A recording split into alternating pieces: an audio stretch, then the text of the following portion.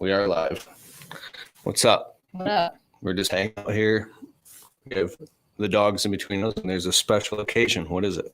Miko's 14th birthday. Happy birthday, buddy. It's We Miko's love you. 14th birthday. Isn't that a special occasion? So, okay. I'm good. How are you?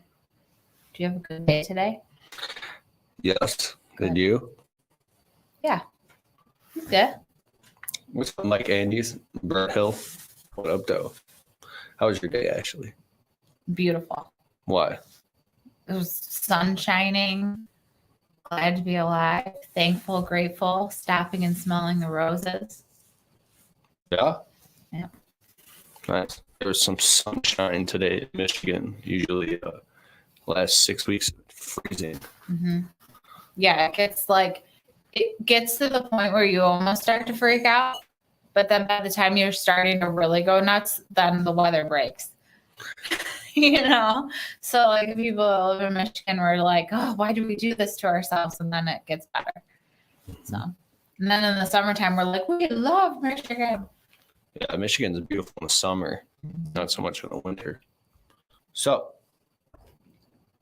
I'm just testing some new studio equipment, cameras and lights. Pretty excited about it. Mm-hmm. Choppy feed. Interesting. A little static. Is she single? I wonder if it's choppy because of the Wi-Fi bandwidth. Let me see something.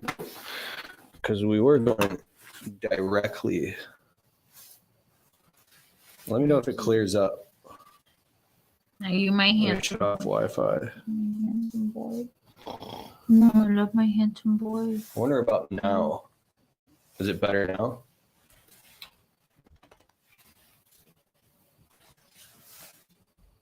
Entertain them, Ashley.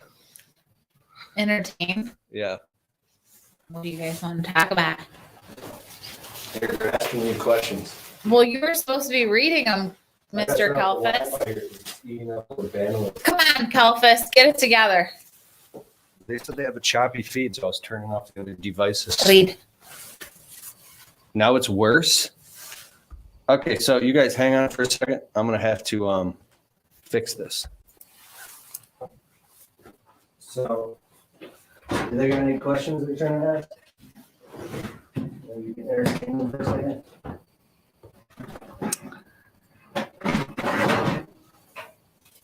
What are they asking? They're just saying get it together, Kelfus. Oh, God.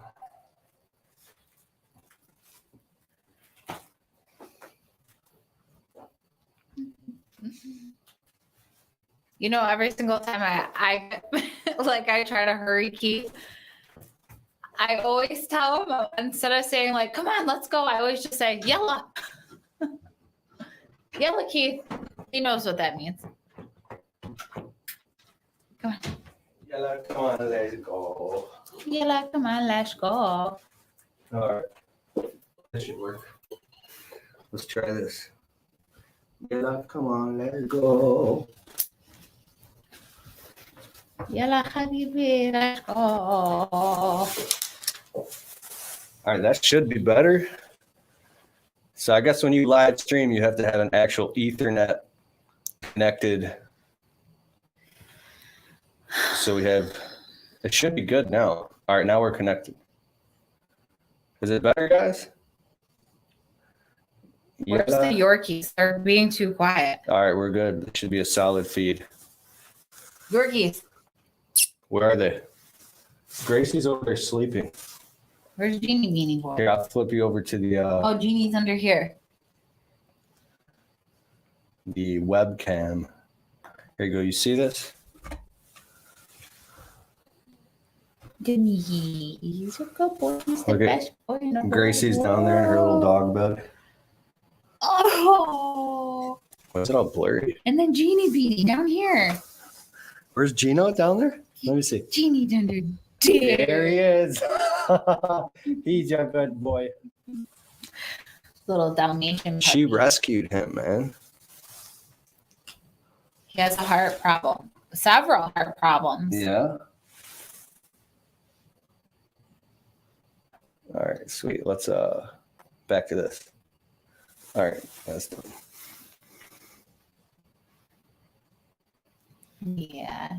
See, the OG gets the couch. He sleeps in bed with us. Yeah. You know what he does? I'll let him outside in the middle of the night to go potty because he paws at the bed and he's psychic. So it's like a psychic feeling.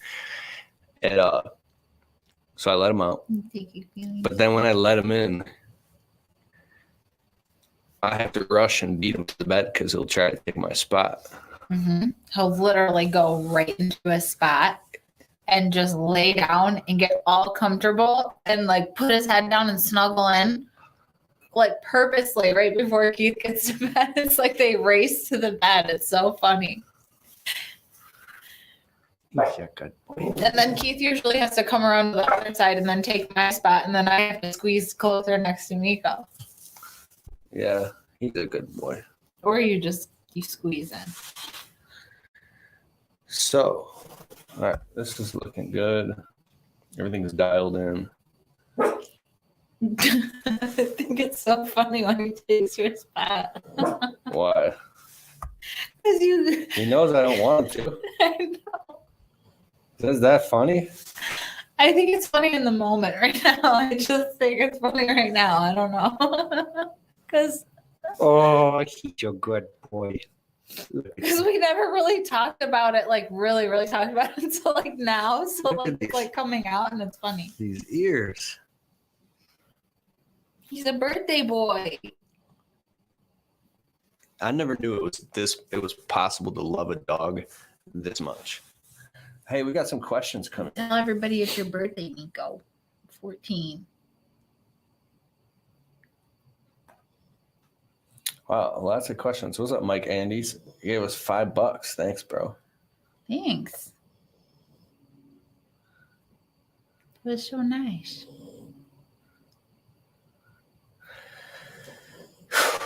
Oh, it's don't get me started. Well, let's start from top.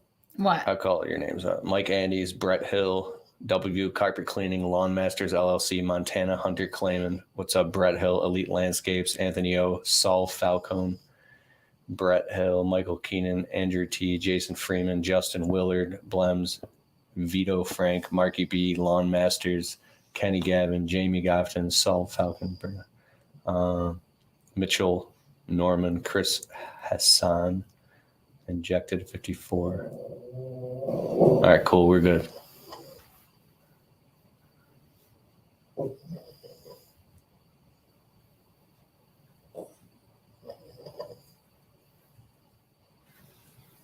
I'm just reading through the comments, trying to catch up to you guys. Yeah, that was all we're the, back. the chip chop. Frank Poseznik. What's up, Frank? Hi, Frank. How are you? What's going on? Frank's awesome.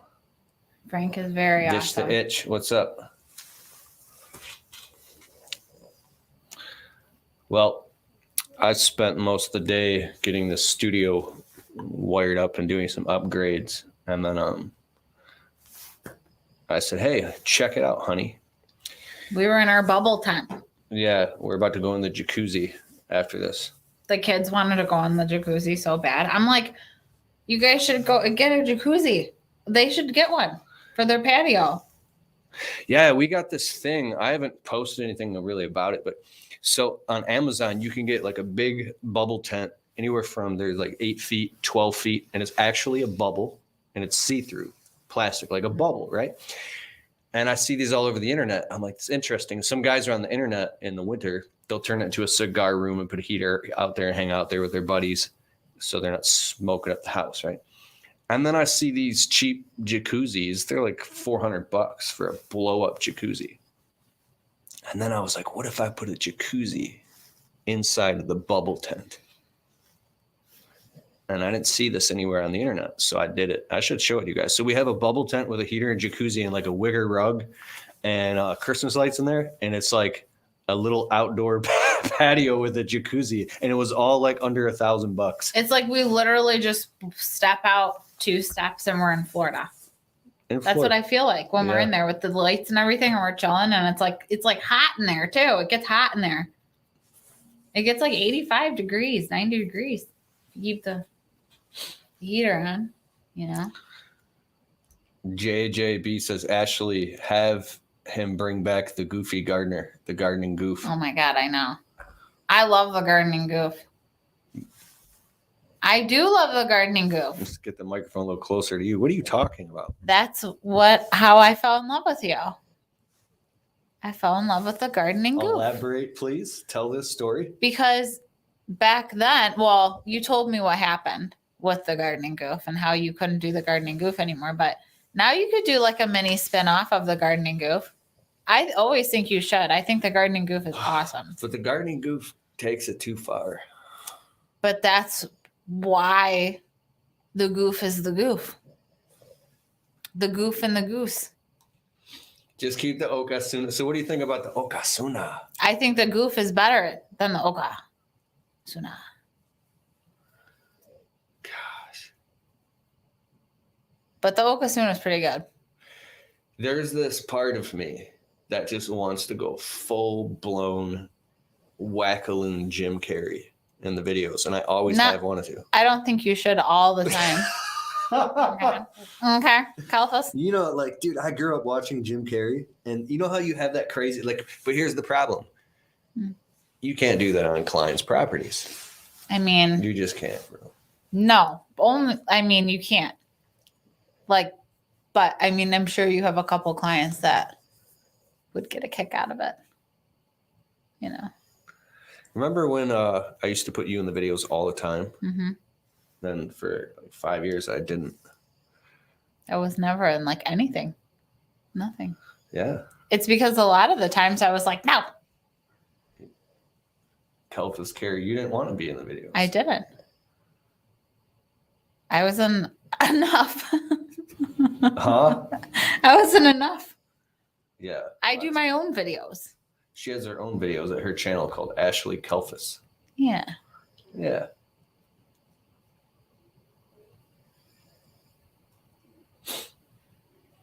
And it's not as easy for me to do a video like it is for you, Mr. Keith. Keith can just go, bleh, video time. Me, I'm like, have to make a day out of it. I'm recording today, so don't bug me. Dude, that's one thing I do suggest. If you get into YouTube or you like to make videos, so I'll make this quick. We were getting 400,000 views a month when I only had like 20,000 subscribers. Basically, here's what, how can I say this? There was this time, I think that everybody should have a period where they're completely in love and obsessed with what they're doing to the point where it's almost obsession. It's sociopathic in a positive way. And it could be your business. It could be art. It could be a time period when you get a beat machine and you're making music, or you're playing guitar, or you just love mountain hiking. Or for me, it was my landscaping business and making YouTube videos, but everything was about the video, and it was to an unhealthy place. Like I would show up at family events with her and her, all my in-laws, my wife and her family at a restaurant for a birthday dinner. And you knew when I walked in, because I'd show up late in landscaping clothes with the camera. What up, dog? Wait, like, has anything changed? Has I don't anything videotape changed anymore. Mom, where are you? There she is. Ashley's mom is on here. Hi, Mama. Tell them how Keith is. He floats in and we call him the floater. Tell us more. Sometimes we'll call him the fluffer because he'll like fluff in and then like fluff out. You know? That's not nice. The fluffer? The floater? What are you talking about? Like, because you'll just like float in and like float around. You guys say this about me? And then all of a sudden he's gone. Hey, here's nobody knows where he is, Listen. but then his truck will be leaving. Yes. So. But everybody loves you, so it's okay. All right, now I have to say something in my defense. Huh. So, you guys had 18 family events last year. I actually keep track of them. Which is nothing. Nothing? You should see your family. You should make it a priority to see your family. You know how blessed I am to have a big family. So I still show up to most of that's a beautiful thing. It really is. Mm-hmm. I grew up in a bar and we don't have that many family events. No. And your family is my real family. Like your family's your real family too. I know my You need to make more of an effort, Mr. Keith. This is so I say there you go. It's all coming out. I'm a workaholic. Workaholic. But here's the deal is I show up to most of the family events. I just like to drive separate because you get so comfortable. You want to stay to like 10, 11. Which is fine. Drive separate. I'd rather you drive separate. We've already talked about this. So I come in, I hang out for a few hours, it's food, hang out with everybody, and then I get out and get back to work. And it's a beautifal compromise. I mean, it's no different from what my dad does. My dad does the same thing that you do. Comes in, floats in, hi everybody, and then floats right out. You know what I mean? You know, it's funny when we first got married, we had that little tiny 1-bedroom apartment, and your sister was over. Mm-hmm. And I came in, you know, when you carry groceries in, you try to put as many groceries as you can. You carry them all because you don't want to make an extra trip, and you're like lugging them up the stairs. So I like efficiency. I brought all the groceries in the kitchen. I'm like, raw, my face is red and my fingers are all turning white from the bags. And I put it down right in front of the fridge, all of the groceries. And I open the fridge and I just start putting all the groceries away, like from a centralized location. And then your sister looked and she goes, he puts groceries away like dad. And then you both started laughing. Well, because I don't really remember that. And I don't remember how my dad used to put away groceries. No? That's crazy how she remembers that. Huh? I don't remember that. No? No. I don't. We all remember different things at different times. I have a lot of memory loss. I have a video recording on YouTube of every single one of yours and your mom's birthdays. Every single one. And it's all indexed and dated. And thank you for that. Because if it wasn't for you, we wouldn't document anything. Mr. Documenter. So I always have the camera. Always. So this is dope. You took over it from my Uncle Bill because my Uncle Bill passed away. And you took over for Uncle Bill. He always had the camera, and now you always have the camera. Your Uncle Bill was awesome. I remember at the last Christmas event, he had this little expensive Bluetooth Bose speaker. Mm-hmm. He must have spent like $300-400 on the thing. God. And he was so proud of it, and it was playing Christmas music. Mm-hmm. Yeah, that's really sad. I'm sorry about your uncle. No, it's okay. It's okay. But, I mean, we're just saying you took over. So, good for you. The torch is passed. Yes. Any questions, anybody?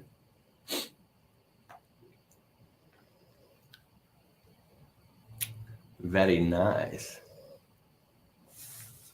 I'm excited because this iPad, I'm buying one more wireless transmitter, and then the whole thing will be here on the iPad. So exciting. Here, I'll show you guys. Yeah, Keith, the studio came out nice. I haven't been in here. I'm not going to lie. This is the first time I've been in here. Since when? Huh? Since when? It's been like a couple months. My gosh. Since you've been in here? Yeah. I have not been in here. The last time I came in here was when I cleaned. And I have not helped you clean in here for 2 months. Yeah, I cleaned everything that I pledged everything, wiped everything down, vacuumed.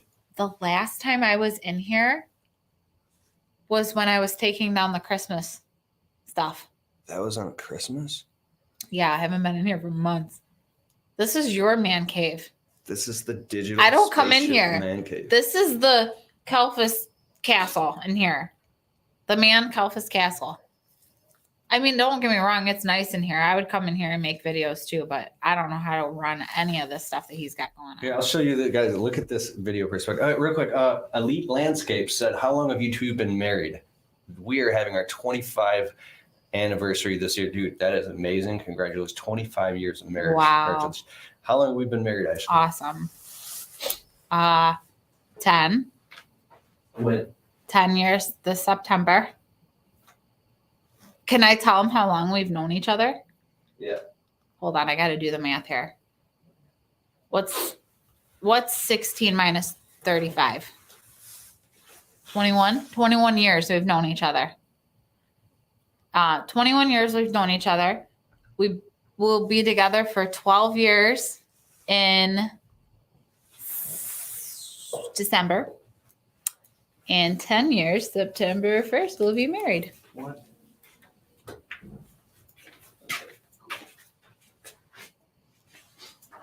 I got an idea. Do the next question. What do we got? Where are they at?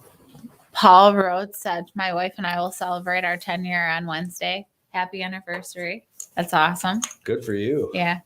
Yeah, it's like crazy because it's like 10 years. It's like, yeah, wow, that's a long time. But then it's like literally it feels like it literally went by in like a second, you know? Because it's crazy. It's crazy. But then it's like in those 10 years, you got a couple more gray hairs in there. My beard went gray. I'm gray on the sides. I was actually really I don't know if the word is insecure or depressed that my hair started going gray. Oh, not me. I want to grow it out. I kind of want to grow it out. It looks like highlights. It's cool, kind of. Wow, that's the first me hearing you say that. Well, because there's more now.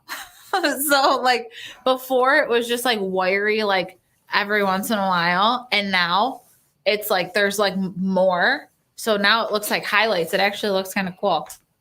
So look at this. Jim Duffin, 14 years with his lady. Oh, that's awesome. That's awesome. Yeah. And it's like crazy because like the longer we're together, the more I'm obsessed with him. With me? Obsessed. With me? Yeah. Why is this?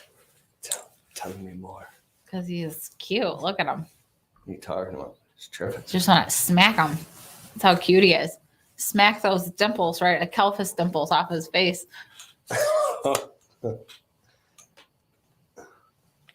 It's like, how is that possible that you get more handsome? The wrong one. It's not fair.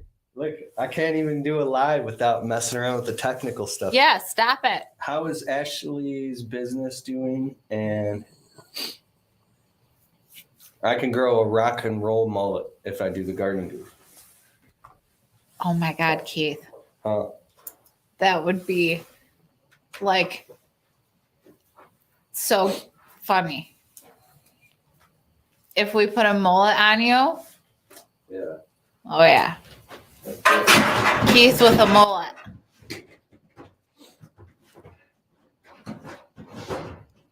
What are you doing? Yeah. Weekend. Huh? Trying to get this shit working. We're just doing it live in front of everybody. Oh, okay. No, I'm trying to do a selfie view cam. I want to see how this is. So. What? Oh, okay. Hold on. What's up? There's questions coming in. Oh, Bill Hull. Okay. Let me just answer my question about my business real quick. Sorry about that. Okay. So the business, I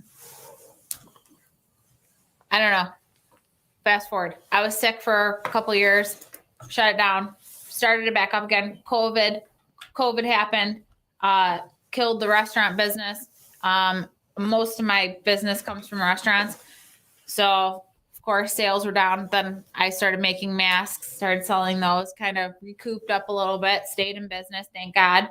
And and then now inflation, so I had to raise all my prices. So if you want something for me, it's a little on the expensive side, but it's handmade in Michigan, AshleyAprons.com. Everything's handmade by me.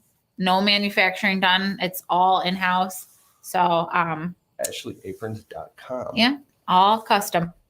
So wait, you didn't even say what you sell. Oh, aprons, but masks. But I mean, masks aren't. I mean, nobody's wearing masks now. But aprons, like the full cooking aprons, waitress aprons, server aprons, customized, add pockets, add inches, anything that you can think of, you can do, pretty much. Yeah. There you go. And during the big pandemic, when everything was like locked down, she was sewing like hundreds of free masks for the hospitals and giving it away and donating her time. Mm-hmm. All right, sweet. We got another camera angle. Why is it blurry? Well, my aprons are cool though, because not just the ones that clip. That I have a patent. I actually have a U.S. patent. I was the first to patent. But so I'm the one that invented aprons that clip. But the other aprons that I started designing are like really fancy schmancy. Like they have like lace right here. Like they're different. They're one of a kind. So, but I mean, it's going okay. I have a media business too. So I do social media marketing and management. And She's really good at social media marketing and So. specifically messaging and copywriting. Yeah. She can like look at a business and extrapolate what is the core message and then the value, and then write a piece of copy that she's really articulate. And well, smart. it's not even just that. I do everything, managing the blog posts, the websites, you know what I mean? Everything that you can think of, like with social media marketing, the YouTube channels, making the videos, editing the videos, you know? So, yeah, everything. Is that good? Very, very good. Very good. Yeah, I volunteer work for a nonprofit called Vets Returning Home. They house homeless veterans in crisis in Roseville, Michigan. They have an 11,000 square foot facility. So I definitely feel a passion to help that organization with my skills and share that, because they're changing the lives of veterans that go homeless because of all the issues that they face, you know? So That's really nice. She's come home like in tears over homeless veterans. So she really cares. And what's your ultimate dream? Ultimate dream. My ultimate dream. Well, my ultimate dream would be to one day have my own kind of organization, but at first it started off with just the dog rescuing and animal rescue, but now I want to kind of branch into humanitarian stuff too. I literally just want to raise money and help animals and people, and just that's all I wanted. That's all I care about. Like I used to want to be this like big designer and like, oh, I have a patent and all this stuff and have a store and so, and I already achieved all that, and now it's kind of like it's like, what else do I want to do? That's all I care about. I just want to save animals and help people. That's amazing. Yeah. Saving animals. Well, because I rescue all these animals all the time. She really does. She'll like. So it's like. Drive like an hour to rescue someone, like like our little dog Gino, huh? One time I drove 5 hours one way and 5 hours back to save a little dog that was literally this big. And it was horrible story, but this big. And we went, saved the dog, and the dog almost died 1 million times, the puppy. And my friend had actually ended up keeping her. And she's like very healthy and vibrant now. She's got a little bit of problems with her legs, but other than that, I mean, so there's a lot of stories of like the rescues that we do. Thank you. Valentin Garcia just sent us $20 on Super Chat. Oh, thanks, bro. You. He says Keith and Ashley, which his we got to put his question on priority right here real quick. There you go. The 3 main reasons to divorce are lack of commitment, infidelity, and conflict and arguing. I'm 22, but I look to marry in the future, and I want to know your thoughts and advice on these variables.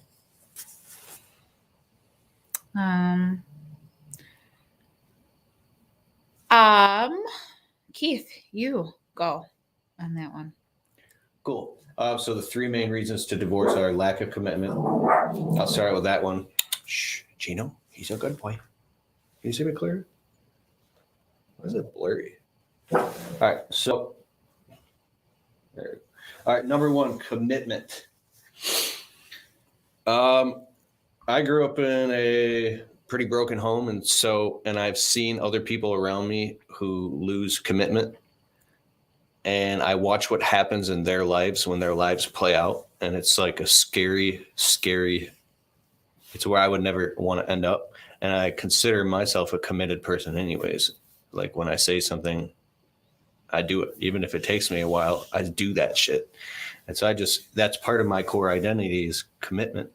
And then also, as far as being committed to her, I feel like I can't help it. So I feel very fortunate and lucky because I don't know why I feel the way that I feel. I literally can't help it. It's not a choice. From the moment that I met her and kissed her, I'm so committed to her. I can't help it. So I don't know how to talk about that. It does. You know what I'm saying? So if you find somebody that you feel that way about, then I guess it's not that hard. I also think though that it comes down to like nowadays, like it's okay to find somebody who's more of like, I'm not Mhm. saying that. Find somebody that has some, how do I explain it? That is okay with settling down and like, you know what I mean? And both of it's mutual, like you both want to settle down. You both want to grow a home. You both have the same, values. I'm just old school.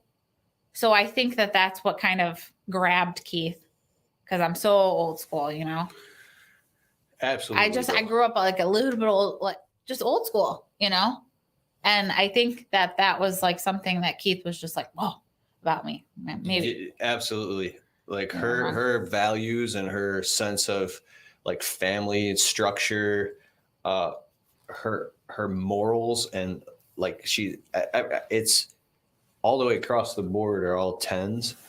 And so I wasn't even ready to get married. I couldn't even imagine myself. I never felt mature enough at that point in my life. And then when I met her, it's like here's this opportunity in your life. And sometimes God will put something, God knows when you're ready, right? And so I felt like I had to grow into that opportunity quickly. It was the best decision ever. And I knew that if I didn't step up and step into that quickly, then I don't even want to know what my life would be like. I just don't want to know. The next question, infidelity. Let me look that up. I'm really sure I know what that means, but I just want to get the. Well, yeah, and you can't sit there and get distracted by the devil in the red dress, and that goes both ways for men and women. The action or state of being unfaithful to a spouse or other partner, infidelity. Do you want to go first? Or do you want me to go first? Well, and then also too, I mean, I don't know if you want to talk about this, Keith, on your channel in front of everybody about your like religious views or whatever, but I mean, it's kind of a sin to do anything like that, and you shouldn't want to anyways. I mean, we got married under God, so to me, I just, it's not even an option, but I don't know. Everybody's different, maybe, but to us, that's why it's not even an option. So that to me, and I know Keith kind of grew up with similar views.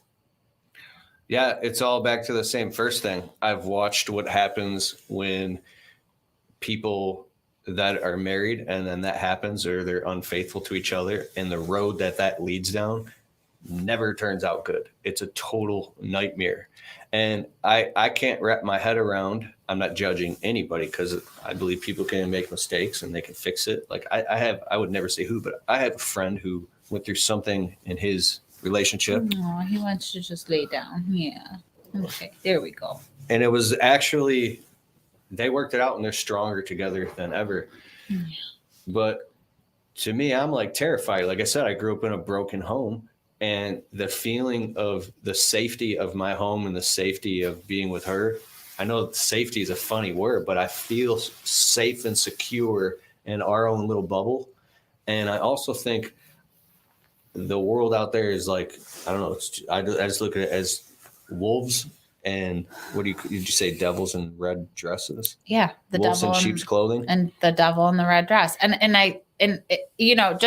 Just to say this on the record here, it's so repulsive. Like for anybody, I don't know. Maybe I should just keep my mouth shut. On social media. What? Dude, I'll say it. I don't understand how somebody can have a family and go behind their family's back and do something and then come home and hug and kiss their family. It's like, but I don't know. Different people have different reasons. But you're a germaphobe. So maybe you're just like a rare form, too. Not saying, you know, that nobody's faithful like you, but like you are an extra germaphobe. If I'm like even at like an event and I'm shaking people's hands and fist bumping people, I'm actually sneaking to the bathroom and washing my hands every 10 minutes and I'm not touching anything. And I'm like just a total freaking. Oh, every time if we've ever used a public restaurant, he's literally lurking around the corner waiting for me to open the door just to see if I touched the door. Yeah, I've literally out. He lurks. I'm like scolding her. You didn't touch. If she ever touches the door with her hand, because I do this thing now. If I don't have anything, you can use your sleeve or you can use like your pinky finger, and then you gotta quarantine that pinky finger. No, the other time on it. I forgot what public restroom we were at, but this just happened recently. He was literally lurking. His head pops out from the corner, and he's like, "Did you touch the door?" And I literally had my freaking sleeve up like this, and I go, "No." So the next thing is in conflict and arguing. Oh, we argue. Oh yeah, we argue. Yeah, let's get a little tighter in this chat. Let's talk about arguing. I like this. Kalfus and I argue a lot.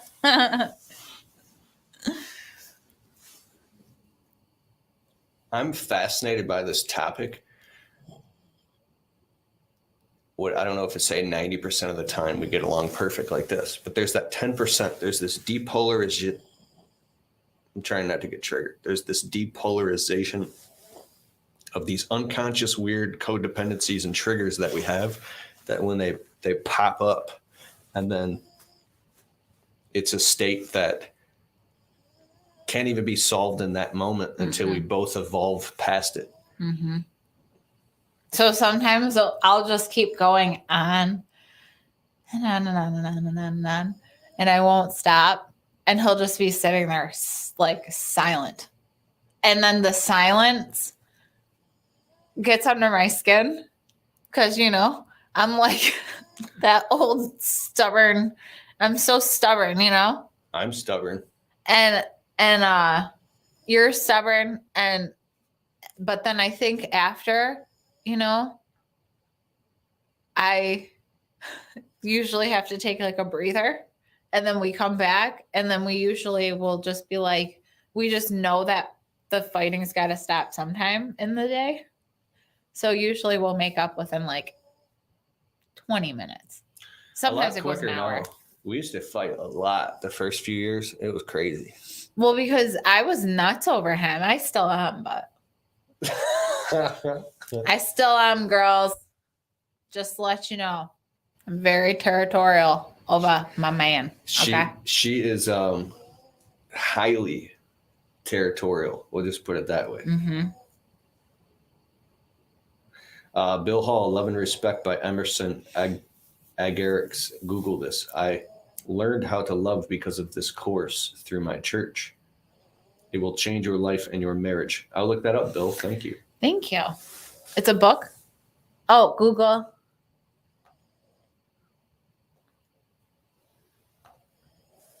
Is it a book, Bill? Is that a book? I don't know, but we're going to Google it. Yeah, sure. we will.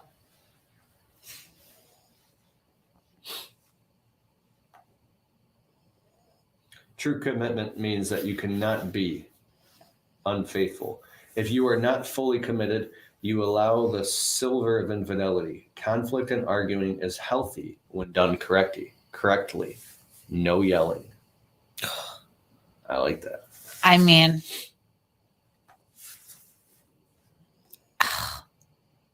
Keith is the calm one. I'm the rowdy one. I'm rowdy. She's gotten me to the point a couple times where I just lost my shit.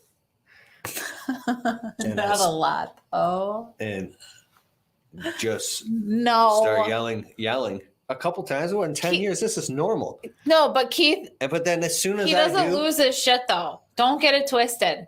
Don't lose your shit. You losing your shit is like going up like one octave. Normally, Keith is very calm. I've read a lot of books on personal development and neuroscience and emotional intelligence. And so I think about it. If something hijacks me emotionally and then, I'm hijacked, what I do is I just get real calm because I realize I'm sitting in the passenger seat looking out the window while it's driving. So it's like a demon that hijacks you. And the only thing you do is not make any rash decisions while you're under that emotional I wonder hijacking. if it's because you're literally the most soberest person. He's literally the most sober person I know.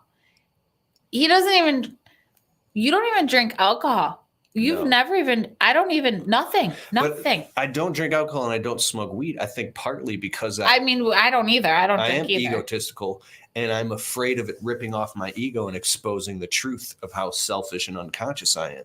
I know, but normally people will kick back and drink a beer.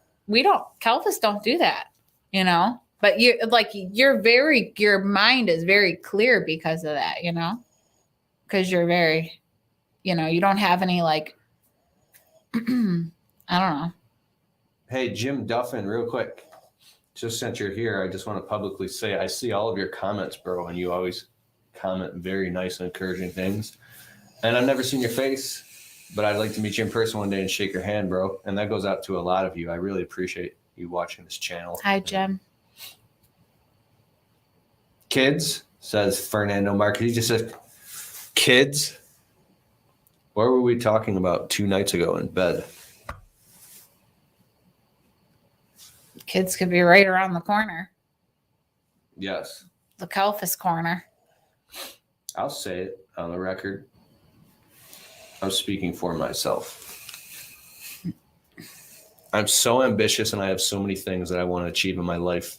Because I grew up so poor, I have to see them come to fruition. Because if I don't get them, and it's not just materialistic things. It's cold in here. I will be an angry, upset person. So, but I've achieved a lot of things already. And the pain of not having children is starting to get to the point where it's actually going to be just less painful to just have kids because... Well, my mom's retiring soon too. Yeah. So I literally woke up 2 mornings ago and she kissed me and I imagined us having a family and having kids. And when we're sitting at the dinner table, I'm starting to get sad thinking about, cutting up the food. No, we need another king size bed now if we have a kid. So we can move. Now we can fit all the animals in the bed. And then next, the fish are going to want to come sleep with us too. I mean, because I told Keith, I said, if we don't have any kids anytime soon, I'm just going to keep getting more animals. So, well, I mean, because like every time I start to feel like a void of not having a kid, boop, another animal pops into our life. Like literally, we got Gino last year and then, or like going on 1.5 years now. Mm-hmm. And then literally 3 weeks ago, these 6 fish needed a home. And my friend calls me up. She's like, listen, this guy's donating a bunch of stuff to Vets Returning Home. He has a fish tank and we don't know what to do with it. Can you take them? And I'm like, sure. So I took them, made a cash donation to Vets Returning Home for the fish tank. But now we have 6 fish. Very pretty fish. They're beautiful. They are beautiful. But I mean, that's what I'm saying. I fill the void with animals, but I love all of our animals, but PJ says marriage is designed by the Lord need to be equally yoked, both going in the same direction. Mm-hmm. Jesus keeps both accountable, and a 3-corded rope is not easily broken. Powerful. Couples that pray together, stay together. I've been reading the Bible every night until we fall asleep. Just aloud, I got a little night light by the bedstand. And it's really interesting when you read the Bible and you read what Jesus said specifically. When you read what he spoke or what they documented what he said, it's like, it's this narrative that's playing that rings. It resonates. It has the truth. It resonates truth. And I believe in everything that you're saying right there. What are your thoughts? Mm-hmm. I believe that when you believe, that's when you see.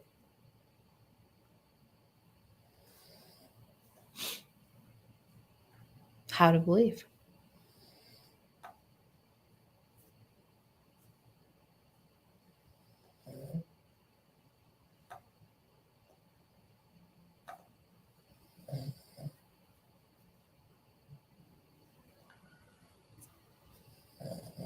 Here's one. I've seen lust, pornography, poverty, and adultery destroy marriages. Mm-hmm. Me too. Me too. I mean, and sometimes God will put people in your life just so you see how not to be, or you learn what not to do from what you've seen growing up or whatever. And then sometimes that will make you the person that you are. I'm like a very, how can I say it? I don't know what the word is. What is it when people are into like astrology and they think everything means everything and they're looking for hidden meanings? Yeah, like not spooky. What's the word? Spiritual. It's not spiritual.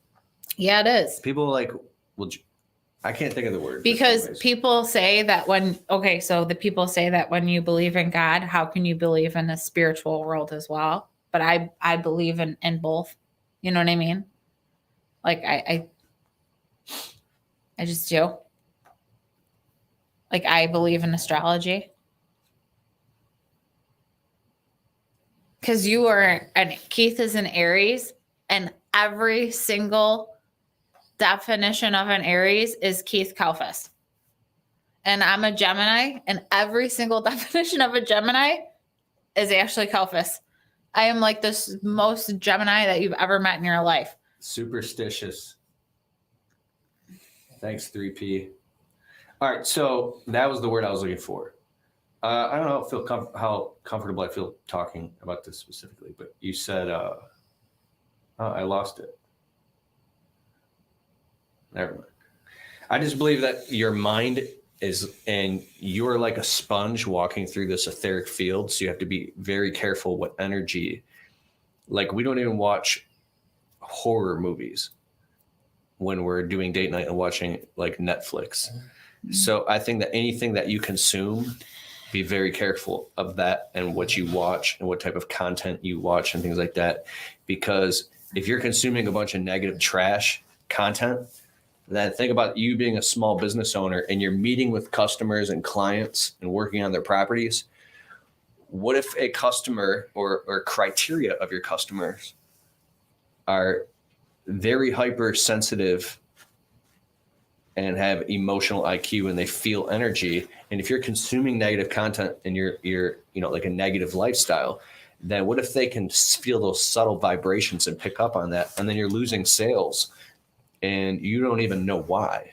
So I think about things like that. If you resonate being a good person and a good-hearted person and you live and breathe it and walk the talk that you speak and it's real, I believe that like a tuning fork, even your customers and clients, they'll feel that and they'll want to continue doing business with you, and then they'll want to refer you to other people. And at any time, if you're ever examined under a magnifying glass, like you're just stopped and you're looked at, you always pass with flying colors because you live and walk in integrity. Here, Mickey, it's okay, honey bunny. It's okay. It's okay, bunny. I know.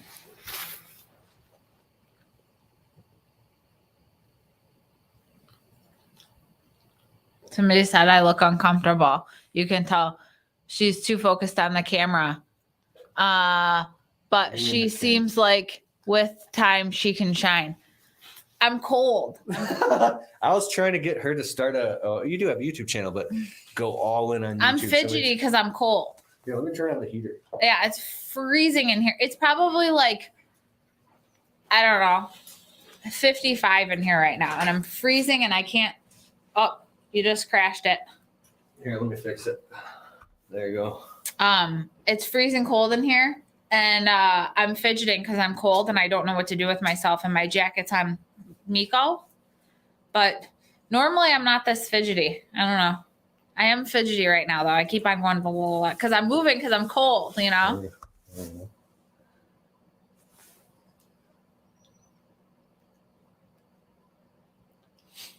All right, next.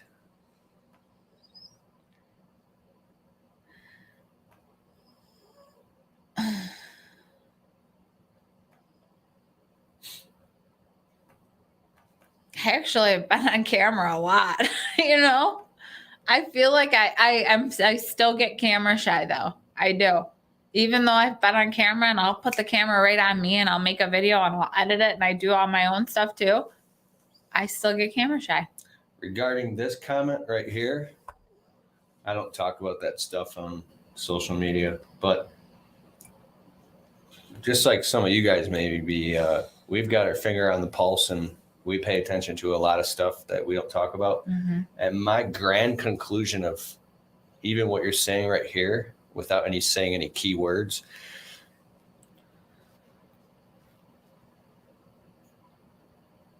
how are you prepared for it? What are you going to do about it? And what are you really going to do about it? Like what? So I spent a large portion of my life paying attention to a lot of stuff. And I was so freaked out. Like I was like the guy was like, dude, it's going down. Like aliens are coming and taking over. Bro, like it ruined my life. And I know people that are like that. So, because you can prepare for that stuff all the way to the point where you're spending literally hundreds of thousands of dollars a year. I know a guy, I would never say his name. He's like, he's super, super, super prepared. And every time I talk to him, he's getting more prepared. And every time I talk to him, it's going down, bro. It's going down. No. It's really going down. And this dude is so prepared. I've been to his house. I've never seen someone so prepared. Like, I don't even know if I would want to be over there if it went down. It just seems like the more time goes, things get a little scarier and scarier as time goes. No doubt. Yeah. But it's at the point of I'm it's just like, saying, what are you gonna do? Live your life in the now and do everything you can to be successful. Mm-hmm. Because if it doesn't happen, don't get sucked into that rabbit hole. Do not get sucked into the rabbit hole. It's okay to inform yourself, but I know what you're saying, bro. And here's another thing. I've learned this through social media marketing. If you're really, really crafty at making a really good thumbnail and a headline of a video, you can get people to click on it. But then I learned if you don't promise and follow through in the content with what you promised was going to be in the thumbnail, people's, they just call it clickbait, right? So there's a lot of people who are getting information from other people that say, I have high level resources that are telling me these things. And it's like, then they believe it so much that they're amped up and now they're saying it and it's echoing all over the internet. And I'm not saying it's not true. I'm not even qualified, but how do you know what's the truth? Because bro, they're literally, well, first of all, I believe in aliens for sure. 100%. 1,000%. I mean, Keith's an alien, so I mean, Keith, just tell him the truth. No. What? When I first started dating him, I was convinced he was an alien. I'm like, I just said the F-bomb. I was like, he is an alien, and I'm sure. Why did you tell me this? What? Oh, well, no, because when we and him first were friends, like when we were teenagers, our first 7-hour conversation was about aliens. Yeah, we sat on the phone one night when we were like, it was like 15, 18 years ago till like 4 a.m. talking about aliens. Mm-hmm. Later, Chris Harper, much appreciated. Bye, Chris. The 5D awakening. That's dope.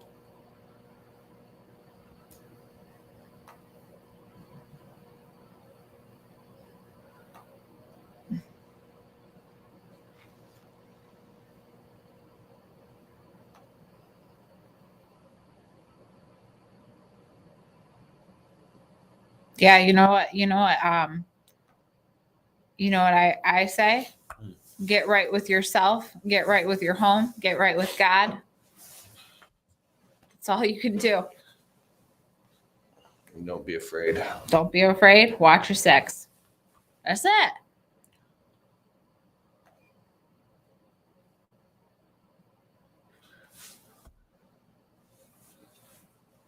Aries and others. Wait, what? Aries and others. often feel like strangers to their avatars. Maybe we all are aliens. No, we are all aliens. We're like we are hybrids. definitely aliens. Well, yeah, I mean, I don't know if we're aliens, but Yes, we are. we don't know if we're aliens. I mean, it would be pretty cool to find out if we were. I just feel like humans have so many powers that, like, no, like literally, like not powers, not like abracadabra, poof, but like we have so many powers, like with our mind, like how we can manifest things, how we can attract things into our life, what we can do with our minds, how we can innovate and build. I just think that we are something special that's on this earth. I mean, you got to think there was dinosaurs that roamed the earth before humans. You know, I mean, were they innovating and doing all the things that we're doing? Like, no. No, we're genetic royalty. We are very intriguing creatures. Aliens don't need gas or oil, free energy from subatomic particles from the atmosphere. Well, neither do we. Man. What? The NGIA event in Novi? No, I won't be attending it. I've been working on promoting my event, so will you be there? Thank you, sir. You liked my last video about action cures fear. Appreciate that.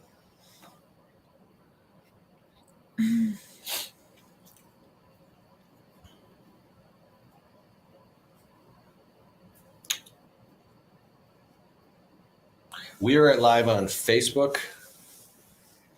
2 Facebook groups. We're live on LinkedIn, 2 YouTube channels, Twitch and Twitter at once. That's crazy, bro.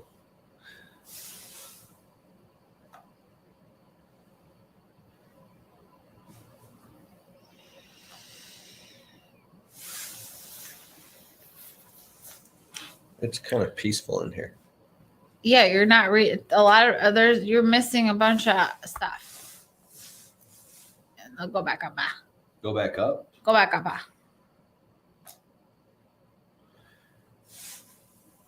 Just joined a BNI group for networking. My landscaping business. Have you heard of these groups, and what are your thoughts about them, if so? In the first 2 years of my landscaping business, I joined all these groups. Summit? Business networking groups, and I would show up, on Wednesday and Thursday mornings at 7 a.m. and there'd be a group of people, and I got very little to no success out of them, me personally, because I was filled with anxiety. Like, I don't have time to be here. I got to get to a job site. So I would run around passing out my business card, just trying to sell as many people as possible. And I didn't jive with anybody, because you're supposed to give and spend time with everybody and relax and talk and learn about them and give true value and serve the group. And I'm like, I don't got time for it. I got to get out of here. So I was gone and didn't have time to sit around and talk with people and network. And like, I felt like I was surrounded by lollygaggers when I was like in pure survival mode. And maybe these people were already established. Maybe they were people that worked for companies and they were just sent there on the company's behalf. I don't know what was going on, but I was part of 3 different groups. I was bouncing around at different groups, and maybe 4 groups. It didn't work for me, bro. But I did make a couple contacts of people I still know today. Well, you ended up speaking at the event too, right? Didn't you speak? Oh yeah. So it got me in. I spoke Yeah. at the annual convention for my city. They chose me to speak about marketing in front of there's like 400 people for the business owners for our city. Mm-hmm. That was sweet. That's on the internet. We videotaped it.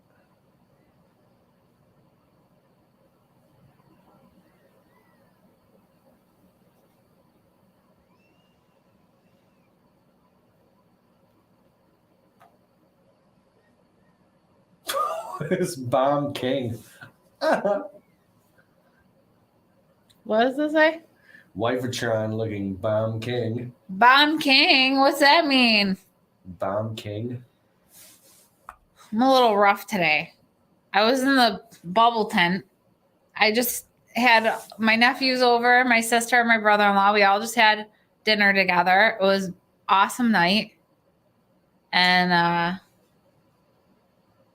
we went to the bubble tent. He's like, come on. And I'm like, all right.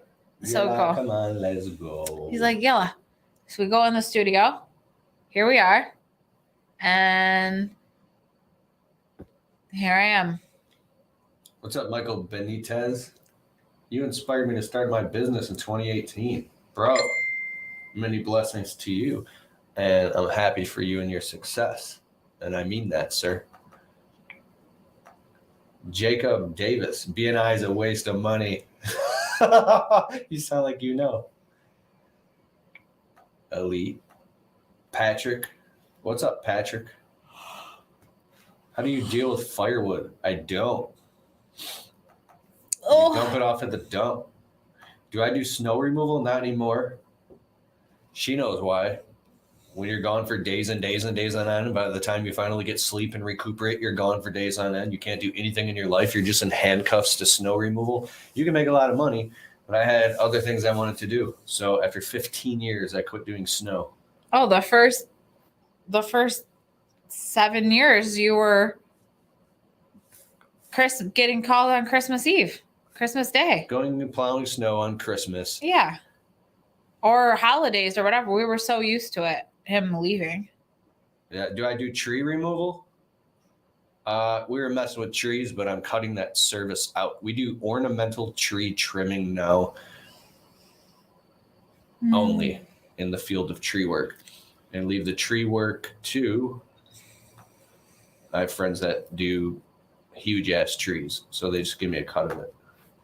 And really, if you want to know why, it's because the work comp classifications for tree work, for me to do 1 tree or 2 trees a month, is not even worth it. You got to do full-time tree work and be covered by work comp, or don't do it at all, because insurance bullshit. And if you're not doing tree work all the time and you try to have employees do tree work, it's just not fair to them. It's a different breed of work, bro. We've done a lot of tree work. Hypothetically, what would you be doing right now if you were starting your second year? I've been doing on door hangers the last few weeks. Any tips for your second year, semi-amateur? Yeah, start building out your Google presence, getting your 5-star reviews, building it up. So when people search landscaping or whatever, you pop up. She just nailed it. And not only Google, go through your Rolodex of every single customer you've ever done business with or had a contact with or who has asked you for a quote. Even when customers ask for quotes or even call, I'm always getting the name, address, phone number, email, and categorizing. We have a list, and then we scrub the list down by who's qualified. So we have like a list of 5,000 people we've done work for.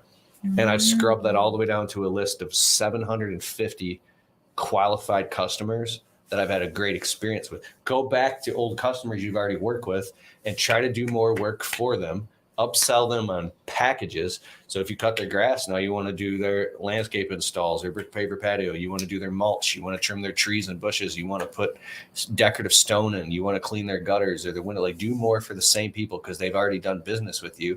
And then build a referral engine. Listen to the book called Duct Tape Marketing by John Jantz. Build a referral engine and get into their neighbors and their neighborhoods. Do local market domination. So go to neighborhoods that you've done work in or that you want to work in.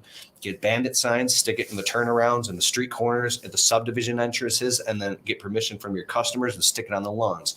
Then flyer or door hanger those neighborhoods. Then get Facebook ads and plaster the same neighborhood. Get on the phone, start cold calling, warm calling, text message marketing, doing email blasts on MailChimp.com, and literally just blast that same, like that radius of 1,000, 2,000 customers over and over and over and over and over. So you become omnipresent and position yourself as the obvious choice. There's sometimes just picking up the phone is the fastest thing ever, and work creates work. So if you're in your second year in your business, if you could just get out there and be very present in a neighborhood, you got your magnets in your truck, your door hangers, passing out business cards, everything. What I mean is the more they see you, but you got to be accessible online too, because if somebody tries to remember your name because they seen you and they're like, oh, I need a landscaping company, and then they type in something online, she knows what she's you're talking gonna about. want to pop up online, because most of people's eyeballs are on Google, most of people's eyeballs are on Facebook, and so like I know that if I need something done, I'll like just type in, like, let's say we need our house bridge for spiders because we get creepy spiders. So our spider company actually canceled or closed. So now we have to find a new one. So what am I going to type in on Google? I'm going to go right to Google when we're going to be hiring our new company, and I'm going to type in spider control, and then whoever pops up first and who has the best reviews, I'm going to be clicking on. It just is what it is. Nobody wants to click on a business that doesn't have a picture for Google and doesn't have a website or like anything to go to, So I'm just talking from like a customer standpoint looking in, because it's funny. I don't even do any of the marketing for his landscaping business. I'm just saying, as from a customer standpoint, that's how I hire companies. So there's one thing here. Valentia Garcia, give me 1 second. So I talked about local market domination strategy, but then she said online presence. So measure all your lead sources. If you plug in, like we have Responsibid on the front end of our website, and it measures the lead sources. It's tracking all the traffic, and it builds out a pie chart of who's coming from where. Referral, Yahoo, Yelp, Google, Bing, Facebook, and 83% of all of our new leads are coming in specifically from Google, which means Google My Business. Mm-hmm. So build out your Google My Business, put your hours of operation, and you want to have a local extension to a physical place. Like, so you want to have your, maybe your house. If you live your house, we have an office because it's a physical location. Make sure it has a location extension, basically. And then you want to put pictures in there. You want to have your customers put pictures in there. You want to go back to every single customer you've ever worked for and get the link and literally call their asses up and get them to leave positive, well-worded, positive 5-star reviews, and then respond with a well-worded, very professional response, and build all this social proof. So you generate reciprocity and proof results in advance, and then have pictures of the work. Like, this sounds very simple, like, of course, to people that are doing it, but it's hard to people that have technical blocks. It is But you should just, my advice, if you do have techie blocks, is just one day make a cup of coffee. If you don't drink coffee, get yourself a Red Bull or a Mountain Dew, sit down at your computer and just go into your Google My Business, set up your Google My Business, even if you don't, and just bang it out, get it done, upload those pictures, do what you got to do to make it look spiffy, And I got to say this about the reviews, because if you're in your second year in business, when I started my business, and within my second year, that's when I really started like grasping that I needed to kind of gather reviews.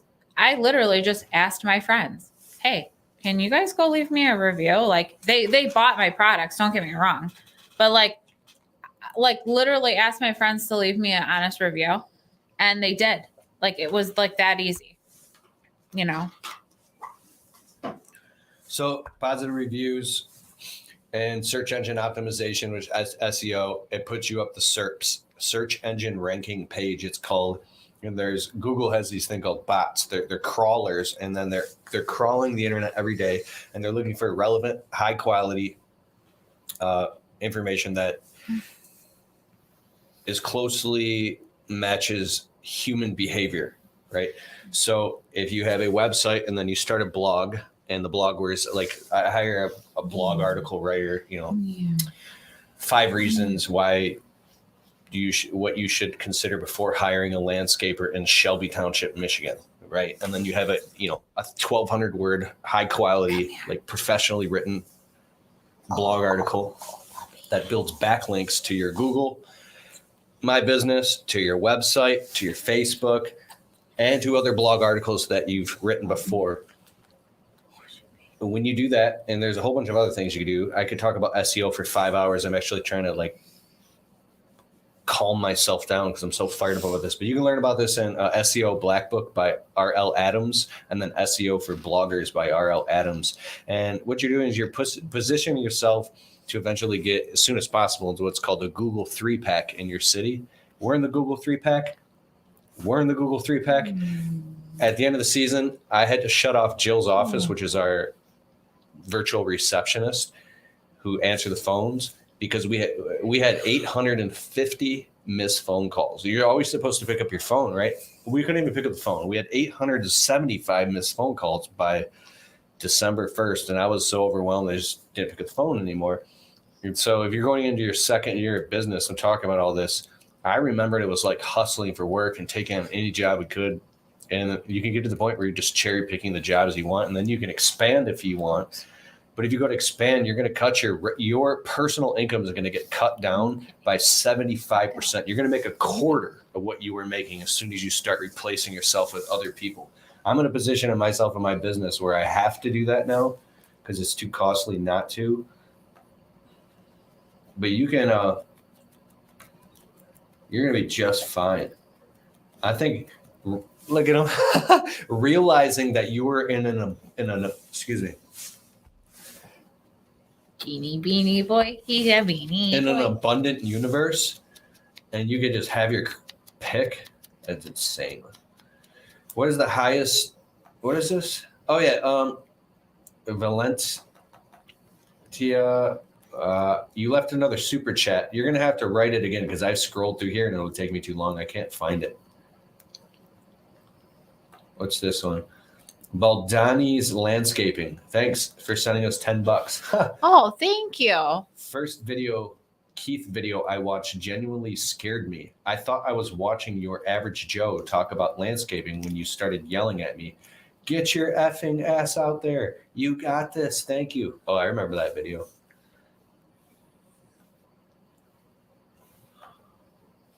Thank you, bro. And best of success to you and your business and all of your endeavors. Keith, you do got some wild videos out there.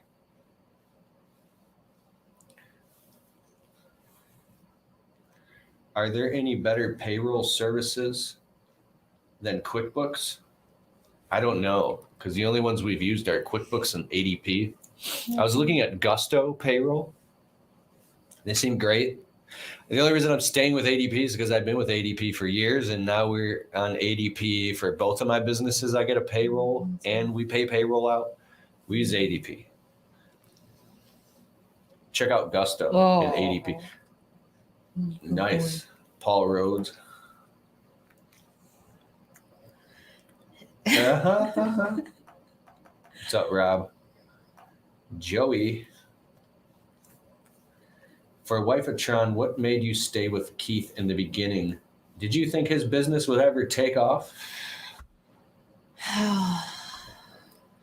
Well, I stayed with him because What?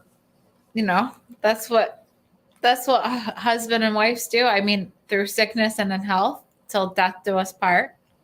I stayed with him through the rocky times. He stayed with me through the rocky times. I think that's what made me stay, and I love him so much. So he's my family, and I was in it with him. Don't get me wrong, we argued a lot. I think in the beginning we argued a lot about I didn't understand, even though I come from an entrepreneurial family. Sorry, I'm pulling up the Facebook. I come from an entrepreneurial family. I still didn't understand the concept when our rent was due and he was going to go take our rent money and go spend it on equipment. I would freak out, and have a meltdown, but then he would do it and then he would convert that money into more money. So then I think as time went on, I started to trust him more. Because back then it was hard. We were both working our butts off to make our $450 rent payment. And so I love you. Oh, Fady. $450. Then it went up to $475, then $500 a month. And we were like, oh, our rent's going up. How are we ever going to afford this? Now it's like, that's like not even our insurance. Like for our cars. Bro. It doesn't even cover our insurance. We're probably paying like $2,000 a month just in insurance. Yeah. I hate insurance. All right, so yeah, so for like the record, see that question there. I remember when Chino, you're a good boy. I was flat broke and I had no driver's license and I had to fight to get it back. And I had to have some special high risk insurance because I got in a car accident. And so my insurance was $850 or $950 a month for PLPD and $1,250 a month just to have basic full coverage or insurance. So she actually insured my truck under her name. Actually, she owned my. I think did you own my truck? Probably. I think I did own the Blue Goose. I think she owned the Blue Goose and insured it, and I drove it. And that truck started. I was giving her money for insurance payments, and then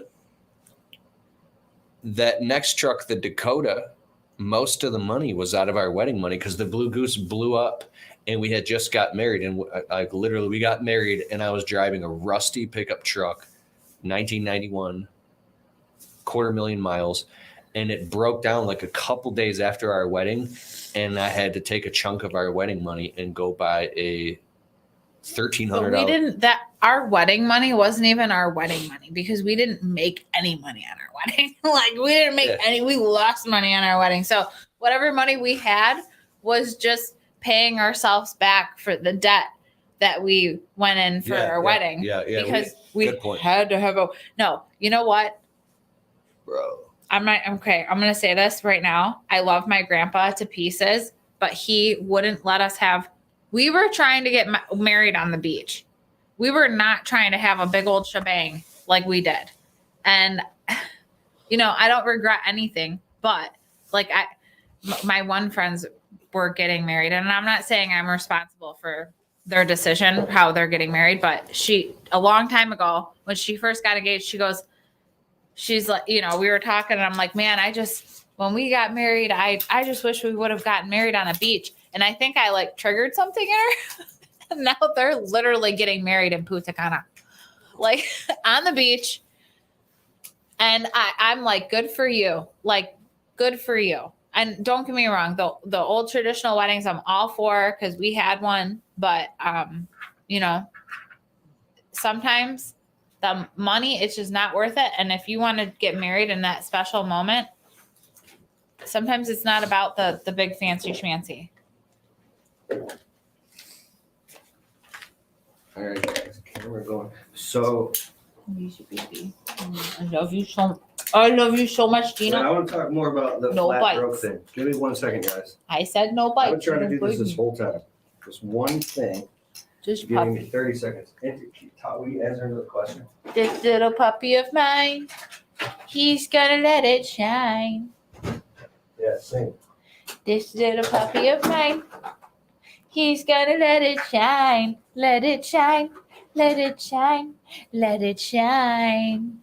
Gino, say hi to everybody. Say hi. Isn't he just the freaking cutest little? He's a good boy. Oh, he's so cute. There you go. Oh my gosh. Come on, Miko. It's okay. Come on. Oh, look at that face. He's just like he's so cute. And I just want to smother him. Just like Miko. I want to smother Miko. Some smother from your mother. Dude, I don't care. That's it. I'm dropping another $5,000 and buying another $5,000 camera just so we can have this angle because it's bothering me. Look at this. I will have the best studio. He's such a tech junk. No, it's going to be the best studio. I don't care what it takes. It already is the best studio. People come in here and they go, whoa, Kalfas, I can't. Can I tell people where this is? No. Okay, fine. I'm not saying where, location. I'm saying, can I tell everybody where we built this? Or It's no? okay. There you go. Huh? Yeah, I don't care. That you could literally converted your G-Raj into this pimp nation. No, it's just a garage. It's pimped out in here.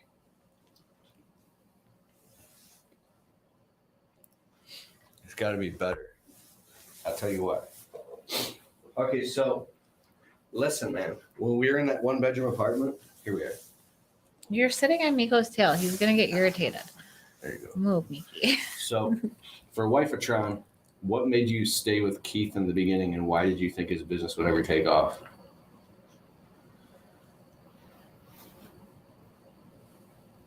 I'm obsessed with this part of the past. I want to make like 50 videos about it because I believe there's guys right now that are trapped in a one-bedroom apartment or a little tiny trailer. They're pulling their hair out and their self-esteem is in the toilet and they're trying to get their business off the ground. They don't have the confidence. They don't know where the money's at. They can't see it. They know it's there. They see other people doing it and they're depressed, anxious, maybe even suicidal. Oh, God. I know that feeling, though. Like, I remember even waitressing and you owning the business and you working 100 million hours a week. And I was still at that restaurant. And it was just like a grind all the time. It was just so hard. And then we would walk into our little one-bedroom apartment and not be able to go to Walmart to go, and then we were like I remember sometimes feeling like, oh God, I wish I could just get a bridge card, so I could just get some food in the fridge, without because it's like I would work a whole entire shift and then have to go pay to eat, and yeah, those times were really hard. So I had 3 employees. One would work with me until 5 p.m. because he didn't want to work till 9, 10 o'clock at night. I worked till dark every day. As long as I could see, I was working 7 days a week. So one guy would go at 5, and I had a different guy come at 5 p.m. after he got off a day job or whatever he's doing. And then he would work for me from 5 p.m. until 9 or till dark. So, and every day, because I work constantly. So, and then I had another guy who would work on the weekends in between a different job. He'd be willing to work Saturday and Sunday until like 4, 5, or 6 p.m. And then when he would leave, it was very lonely to me because I would, on Saturdays and Sundays, she would call me up and be like, hey, we got a family event or we got this thing going on. I'm like, well, I'm not coming home because I'm working. I'm in the middle of this job. She's like, it's Sunday. It's 7 p.m. She'd call me back at 8 p.m. crying. What are you doing? It's Sunday night, 8 p.m. What the hell are you doing? I said, I'm working. Why? Because I'm in the middle of this job. And I remember my customers coming out, getting upset because I'm wheelbarrowing rocks in the dark on their property at 10 p.m. on a Sunday night. They're like, will you please go home? And you had to pry my hands off that shovel and off that wheelbarrow because that was, as long as my hands were on the steering wheel of that truck in that broken windshield and I heard the hum of that truck, I knew everything was going to be okay. Well, and then he wouldn't come home. So then, 8 o'clock rolls around and I'm like, okay, are you coming home or what? No. Okay, where are you at? I'm coming to the job site. I'm coming and beast moding it and coming and helping you pull the rest of the weeds so we can go home. She would actually come to the job sites and help me. The next thing was, and thank you for that. The next thing, and thank you. You don't chew Daddy's pillow. Look what you just did. The next thing, no. that I'm really obsessed with. Oh yeah, here's the next thing. I used to talk about this in the old videos. This is so relevant today. I want to make another video about this. Bad. No. Here's the one thing nobody understands when you're getting your own small business off the ground and you're broke. you're behind the wheel of this truck. It's got 250,000 miles. It just broke down last week. You barely had enough money to fix it. You're trying your hardest, and you know that any moment, the motor could blow up in this truck, the transmission could blow up, the ball joints, the U joints, the tie rod ends, the tire could fly off, the water pump, the heater, the starter solenoid, anything could go on this truck at any moment. And that's why you're working 100 hours a week. 40 hours a week might cover the bills. Another 20 hours of that is fucking up and making a whole bunch of mistakes. She's like bouncing now because I'm going manic. Listen, another 20 hours a week is just making a whole bunch of mistakes and learning and trying to figure out what the hell you're doing and calling because you don't know what you're doing. And then another 20 hours a week is making more money just to pay for all the breakdowns. If you don't work at least 90 hours a week, when maybe some people are, you're just so much smarter and you're like, because I see people in the YouTube comments, they're like, what are you talking about, Kelfus? I started my business the first year we did 100 grand. Then we're doing 400 grand. And we only been in business 2 years. I didn't have any of these problems you're talking about, Kelvis. It was easy. This Kelfus guy's a weirdo talking about struggles and I don't even experience those. So to me, if you don't work 100 hours a week, you're dead. I would say things to her she's like, when are you coming home? It's Sunday night. I would say, do you understand that if this truck breaks down and I don't have the money to fix it, we are fucked. And it's going to be my fault. So I already knew it was my fault anyways, and my ass was on the line. So you're damned if you do, you're damned if you don't. If you don't work 100 hours a week and the shit all falls apart, you ain't got no money, the ship's sinking, everybody's dead. If you work 100 hours a week, you're just not going to be there and everybody's going to hate you and you're going to be the biggest piece of shit walking. But guess what? That ship ain't going to sink until you learn all the lessons and build the momentum and learn how to price and customers and all this stuff and actually get equipment that, God, my average ticket job then was $120. I remember my first $20,000 job, I only made $1,400 on, and it took a month. I was actually going out and doing other side jobs to make money so we didn't get evicted because I was an idiot and I did it was a $20,000 job and I did it for $6,000. Because you were in this we were in this scarcity mindset. Totally. Where it's we literally didn't think people were going to pay what people would pay. So even when I started my apron business, can you believe I was selling my aprons for $15 a piece? Imagine how much money I would have made if I just would have started selling them for what I sell them now. Now you can't even get them for under $45. So it's I think that though the quantum physics, the law of attraction, the ether and the environment, when you believe something is real and you believe you're worth it, it shows up in your reality. But if you would have charged that much for your aprons then, if you didn't believe it, would it still have translated? Oh, I literally thought when I put the price to $20 that was the sweet spot. I was going to make money. The customer was going to be happy and it was the best. And don't get me wrong, I slung them like crazy at $20. But you know what? Not worth my time, not worth my energy, not worth anything, not worth my talent. I was the freaking designer and patenter. I shouldn't have been behind that sewing machine sewing all those aprons for freaking $3 profit per apron. What was I thinking? Oh my gosh. So, but that's what I'm saying. We just couldn't get our mindset. But I think that once we started to open our mind up a little bit, that what we were doing was worth, and the price that we put down, it was worth that price, and the customer was going to be happy with it, and they would actually say yes. I think that when we started getting the yeses to our price increases, that's what helped us get a little bit more amped up too about it, and helped us get to where we're at now too. Yeah. So hear what you said. Results. Tony Robbins talks about this. When you're motivated, you take action, you get results, and it keeps going up. It's an upward spiral. And the most important thing for your growth and development is seeing the positive results. When you're doing something and you're working your ass off and you're not seeing the results, it's really, really depressing and discouraging because you don't see it showing up. And I'm so obsessed with this. I'm so obsessed. I could just close my eyes and go back to those 5 years of hell. Well, you just got to take risks too. You have to take those risks. You just do. Calculated risks. You have to take calculated risks. Yeah, you have to take the risk with the possibility of maybe you might fail, but with the belief that it's going to succeed. Because if you believe it,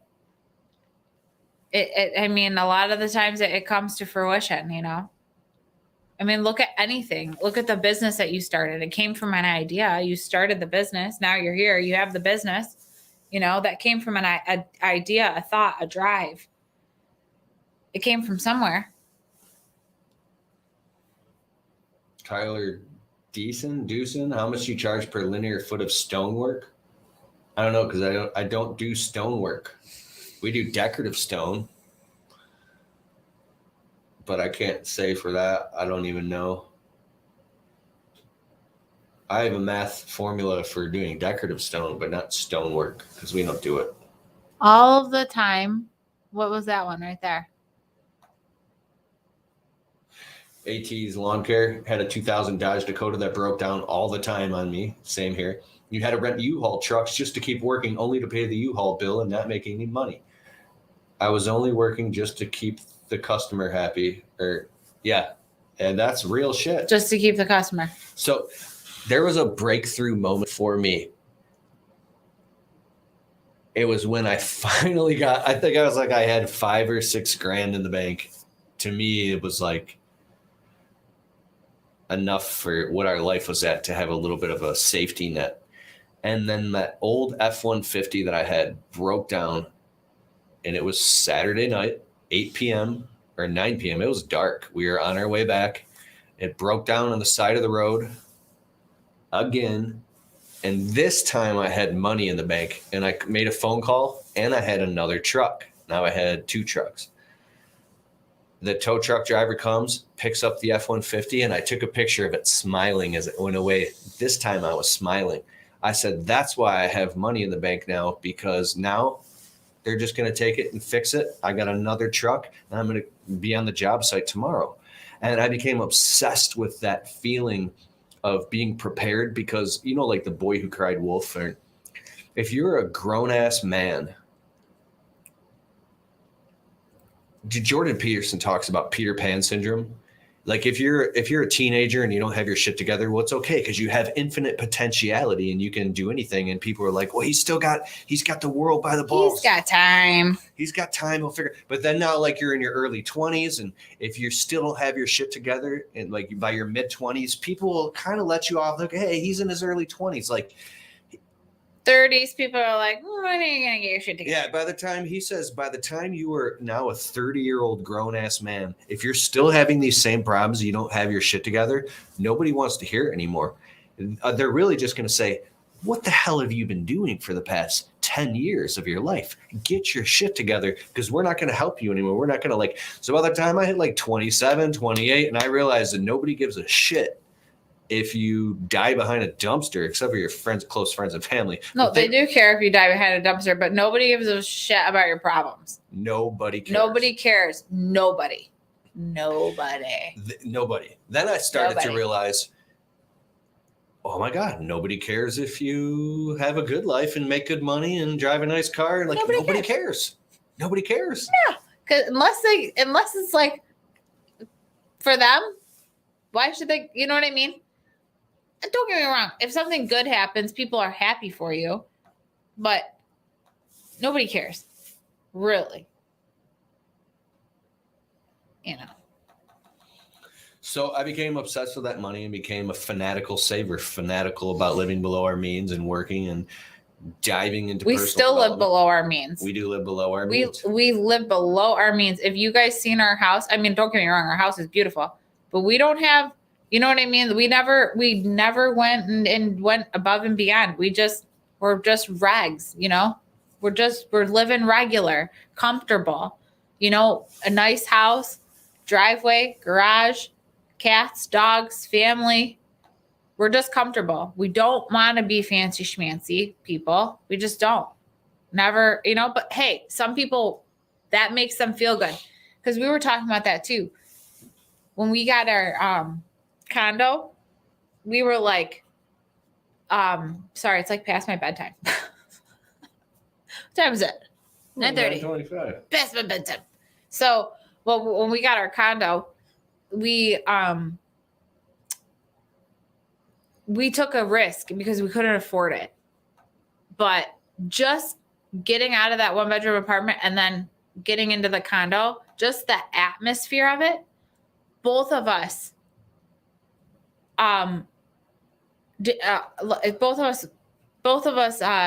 what's the word? We both did very, very well in our businesses after we made that move, because it opened up our minds, opened up our consciousness, and we were able to breathe instead of running our businesses out of a 1-bedroom apartment. Now we had space to breathe. Mm-hmm. I mean, I was literally cutting aprons in our living room and sewing them. Like, yeah, it was crazy. You know the most important thing? How much to clean gutters on a 1-story, 2-starter? We have a $199 minimum to clean any gutters. So there you go. 1-story house. If you're already on the customer's property doing a fall cleanup, I don't know, you could do it for $150 or $100, even if it's just a small, tiny house, whatever. But it's a $199 minimum, and then $250 up to $400 for a monster house. But we don't even clean those, because if the house doesn't have a walkable roof, we don't even want to mess with it. And this year, I'm thinking of discontinuing gutter cleaning altogether. It's too many services. But for you, I hope that helps, because there's people who crush it and doing just gutter cleaning only. That's their whole business.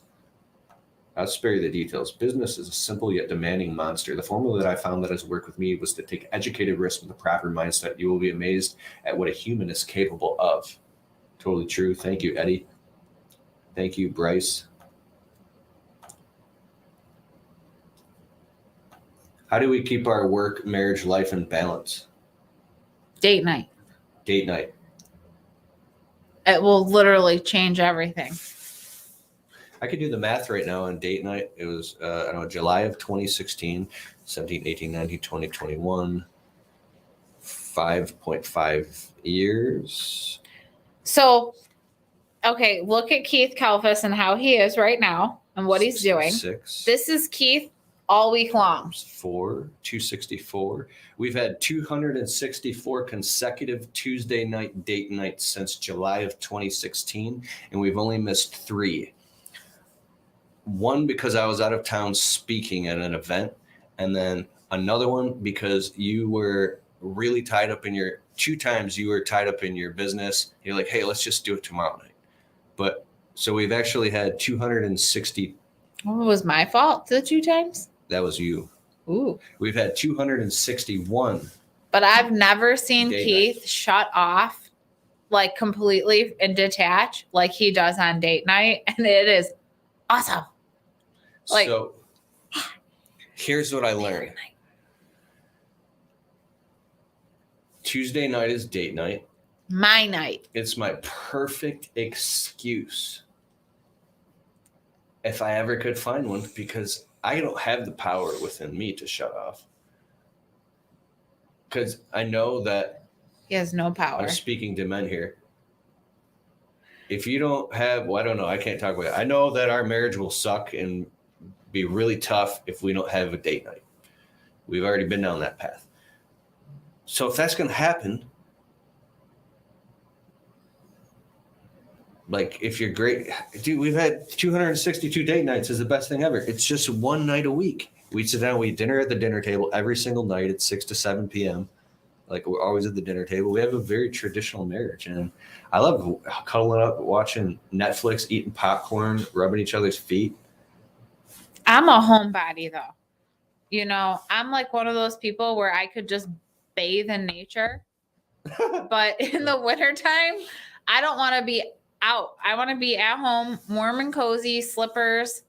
You know, like I go out, do what I got to do, but I'm home, and we don't, you know, we're adventurers when it comes to traveling, but like really we don't drink, so we don't ever really go out to the bars, and we're pretty low key, you know, people. I say we know how to have a good time though. I know how to turn up when it's time to turn up. Yes. Yeah.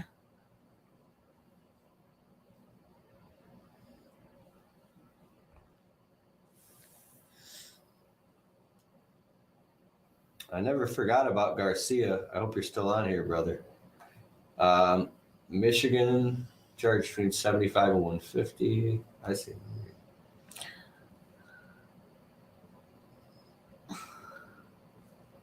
Aw. Huh? Go up. What do you say? He said, Landscapes of America. My wife used to come out with me at night. Keith, I'm blind. I can't see.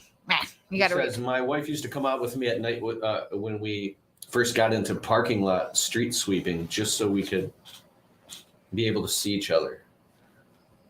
That's the most amazing bonding experience. I love it. Yeah. That's amazing. You know, and it's funny too, because like Keith and I bonded like so much when we were like doing the service business together. And I was out like actually doing the work and like literally getting my hands dirty and ruining my nails and getting bugs in my hair. So like, you know, getting down dirty. But we bonded so much. And I think it made us like stronger. It made us who we are today, like our relationship and stuff. I do. I feel like it like defined us, like working side by side like that in the trenches together. Yeah. And you know what's funny too? Like, and I see it in other couples too, like when the wife doesn't do what you do, but then every once in a while, like the wife or the girlfriend will sneak in and like pop up on a job site. It literally makes you guys' day. Because our friend, we have a friend and his fiance showed up to the job site and he had posted it. And I was like, yeah, I was like, literally they're feeling the same way that Keith and I felt when we were working together. It's just a cool feeling. Hey. Uh-oh. This camera drifted. I got to fix it. Why did it drift? I don't know, but my hair is extra red right now. What? And yeah, it's like red. Red? Yeah, I don't know what's going on. My sister's like, why is your hair red? I'm like, I don't know what's going on with it. There we go. Look at that. I fix it.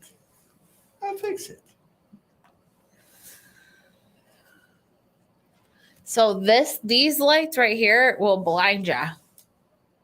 What lights? These ones. Here, I'll show them. Look at this. There we are. These lights. Ugh. Get ya.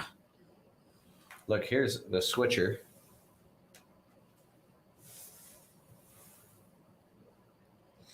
A10 Mini Pro switcher. There's the Hollyland Mars Pro wireless HD transmitters. There's the Zoom H6. He was so excited about these. One of the Logitech Brio. Here, you want a studio tour? Check this out. That over there, that camera is the Canon C70, and it's got the Hollyland Mars Pro transmitter. That's the EOS R6. Back there is the 1DX Mark II, and that rig over there, that is the C200. Do you know what the C200 is, bro? You don't know about the C200. Look at the C70 now. I'm not bragging. I'm sorry. This is like, actually, I'm not sorry because this is my dream, bro. I've wanted this my whole life. This is like Kalfas heaven. This is heaven. This is Kalfas heaven. This is what heaven looks like for Kalfas. This is the C70.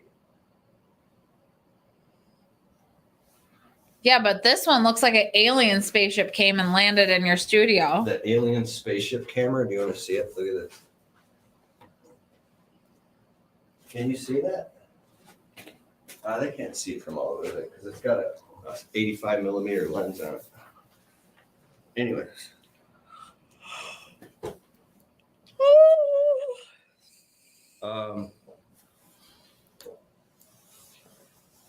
What was I gonna say? I never talk about cameras or anything because I don't think anybody cares about that stuff. They're like, why would we care what type of camera? Nobody has ever asked ever. Nobody has as many cameras as you. You know what's interesting? Hi, Grace. What are you doing, Yorkie? Come here, Pete. You know what literally blows my mind? Come here. Come here, sweetie. Come here. We have 50 million views online and get about 4 million views a month. And nobody ever asks. Don't you dare. What type of cameras are you using? How do you do social media? How do you it literally never comes up. It's freaking mind-blowing to me. No, don't you dare, Yorkie. We got the juggernaut on here. Okay, juggernaut in the house. Go. Grace. We got Dylan Brandon in the house. Here, now. Come here. We got new peeps on here. Come here. What do you... Hi. Is that Gracie? Yeah. Because she was looking for a place to pee. And I told her no. How do you break free from the job aspects of working for yourself? You don't if you work for yourself. You don't own a business, you own a job. And that's all it is when you're self-employed or if you have a few employees. Because what does Kiyosaki say? A real business owner doesn't even work in the business. The business generates revenue without them. So do you reply to these chats, Keith? Hi, Scott Morrison. I just did. How are you, sir? Oh, I love you so much. Yeah, you name it. Hey, is that Gracie? Yes. Is she okay? She's just a baby. Hey, hold her up. She's the one. No. She's the one. Look, she's all crumpled up in me right now. She don't want to be held up. She's the one. Hey, you know what shit stuck in my head right now? It's so embarrassing. Oh, that Gracie is a very good girl. No, that wasn't it. But that's funny. Which one? What?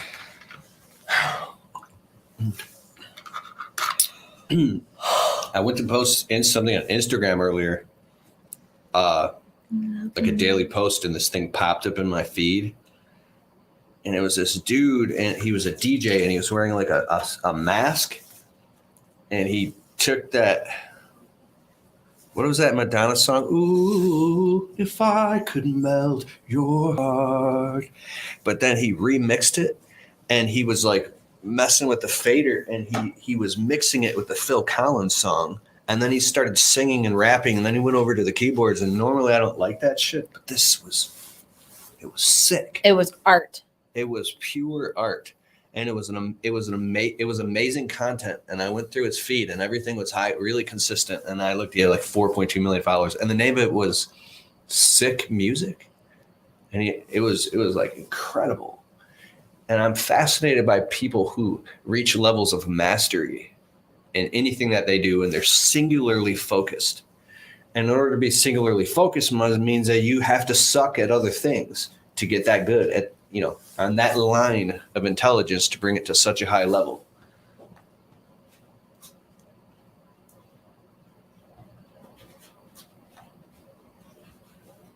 Marky B sent us $5. Thank you. Do you recommend someone that can design and revamp websites that understands the lawn care business? I need one. Enjoying your content. Anybody here got recommendations?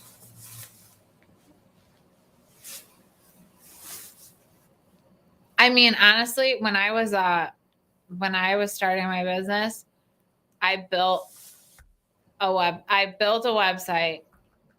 I plugged and played. And I did pay, I started to pay somebody, and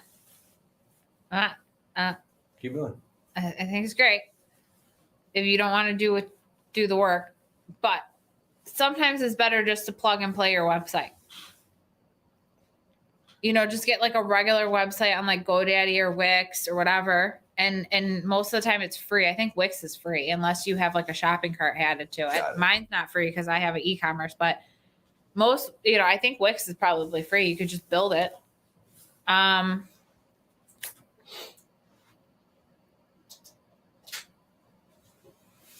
know a great answer to that.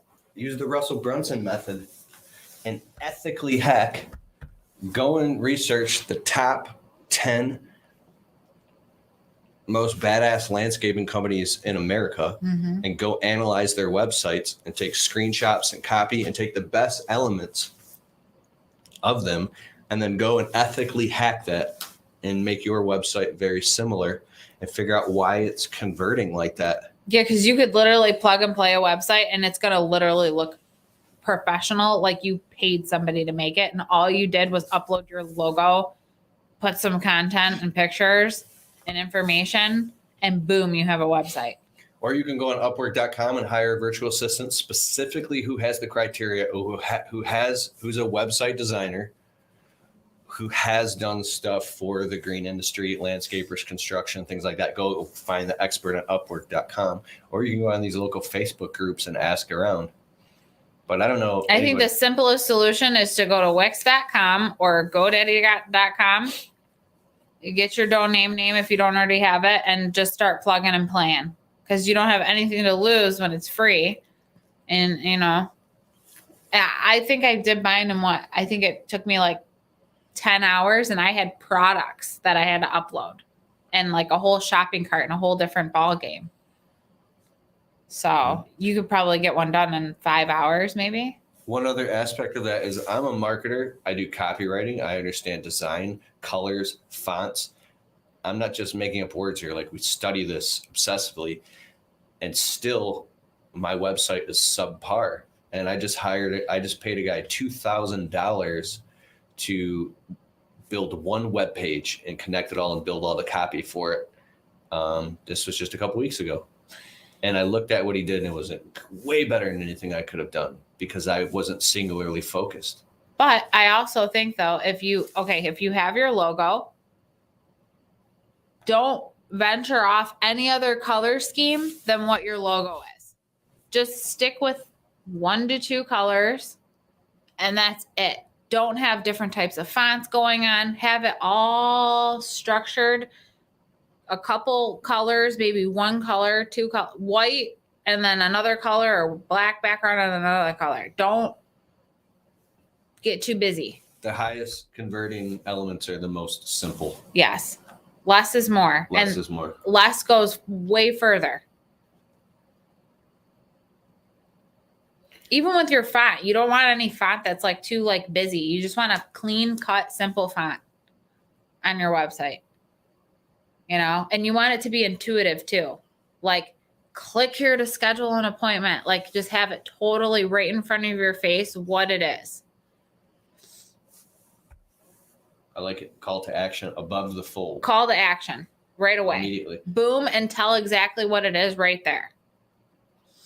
Whatever Josh R says, whatever happened to your roofing buddy? He was always cool, seeing and learning from him. Okay, I won't bug you. Eric Reno is swamped. Now he has like 2 $5 million businesses, and he has so much shit going on that I've been spending a lot of time with him.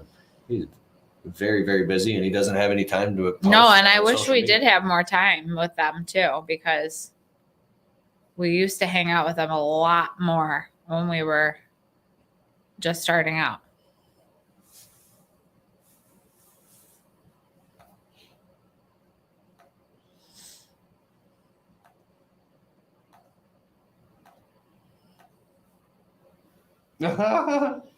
Thanks, Anthony. $10 for the pets. Aww. Or take Thank Gracie you. to PetSmart and get her Yeah, we'll get them squeaky toys with the $10. A little squeaky toy for the We vet. could get them a lot of squeaky toys for the $10 because PetSmart, because our dogs like the cheap toys, believe it or not, like the little ones. They like the little tiny ones that they can just like put in their mouth because they're little, you know. We got little peanuts running around, so they like the little ones. A little peanut. They don't ever play with the big toys. I'll get a big toy, bring it home. They never play with it ever. Just sits in the bed. All the little ones are scattered everywhere.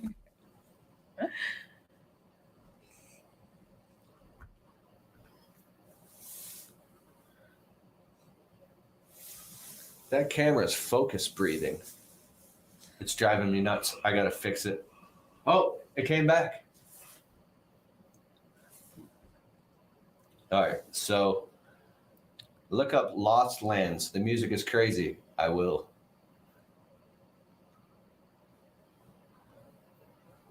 Lost Lands. I'm gonna look it up, bro. Dylan Brannon. I have a question. When you guys were in the first stages of living together or in the middle, how often would you guys argue or how did you get past it? We just talked about that 20 minutes ago. It was like a whole segment. Oh man. Yeah. No, we only argue now for like 20 minutes and we're over it. Because we both know that we're not going anywhere and that there's no point and that we have to get along some way, shape, or form. And also like adult duties call. So usually I'll have to like turn the corner, even though I'm so mad at Keith and I want to punch him in his face. Not really, but you know, hypothetically. I mind punch Keith. But I'll have to ask him like an adult question after we're arguing. I'll be like, so Is it that funny? Jesus, it's all coming out now. I called your dad one time and I got advice from him. what, when we got into a fight? No, not in a fight. I wouldn't do that. Don't do that. No, don't call dad. Look at her. She's like all weirded out right now. No, I did I even say what I got advice about? Say what you got the advice about. I can't say very specifically, but he taught me something that was very relevant. What? He said, Keith, let me make this very simple for you. Imagine that it's like a laser beam. Okay. Right?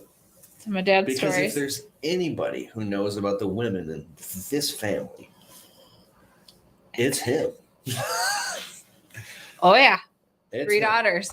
3 daughters, her and her 2 sisters. And then my dad has 2 sisters. And then the monster-in-law. And then the monster. Okay, it's him. So I did it. I called up your father. I love my father-in-law. I called him. I said, hey. I was very eloquent and diplomatic. Well, and my dad, he isn't remarried, but Yvonne, Yvonne is such a sweetheart and he loves her to pieces. And you know what I mean? He's had to grow and he absolutely adores her. So he's telling you how he's happy. Well, I didn't actually tell you what he said. What did he say? Does anybody want to hear? Yeah. He was actually glad that I called him because I think it says in the Bible, and it says like you can ask the father-in-law for advice, and we have a very good tight relationship, and basically he basically said, imagine there's a laser beam, and when the laser beam is shooting, don't try to put your head in the sand or avoid the laser beam or he says you just got to stand right in the middle of the laser beam and stand right and go and like walk into the laser beam and stay there until it's like solved or it goes away or the laser beam is turned off or whatever, basically. Sounds like my dad. So yeah, that is your dad. And totally. That has like been the best advice for me. Is stand in the face of truth, like stand in truth and face that thing down and stand in the laser beam. And this is also coming from the same person that talked about the big nipple in the sky.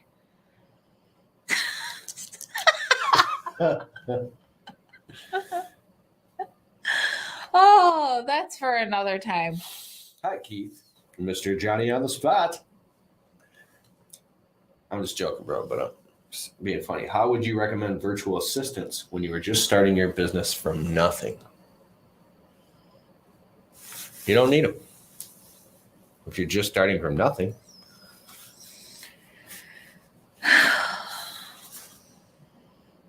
We have, well, they're not all full-time. I don't want people to think that, get a misconception of it. I just hired our 23rd virtual assistant just a few days ago. So any of them are from people that just do tasks here and there, all the way to like they're full-on part-time. There's probably like 1, 2, 3, 4, 5 to 7 of them that are consistently. But you're not nonstop. answering the question specifically. Yeah, you're right. Because I don't know how to answer it. How would you I recommend can answer it. Go on Upwork or Fiverr.com. There you go. Okay. Whatever kind of blocks you have, like if you have a techie block, go on Upwork, find a person that can achieve that task for you. Even if you're just starting out in business, sometimes you need all the help that you can get. So if you can find somebody, that isn't going to charge you an arm and leg, that can get something done with it. One time, Keith and I were sitting in the office and we had a task sitting in front of us. Something needed to be done.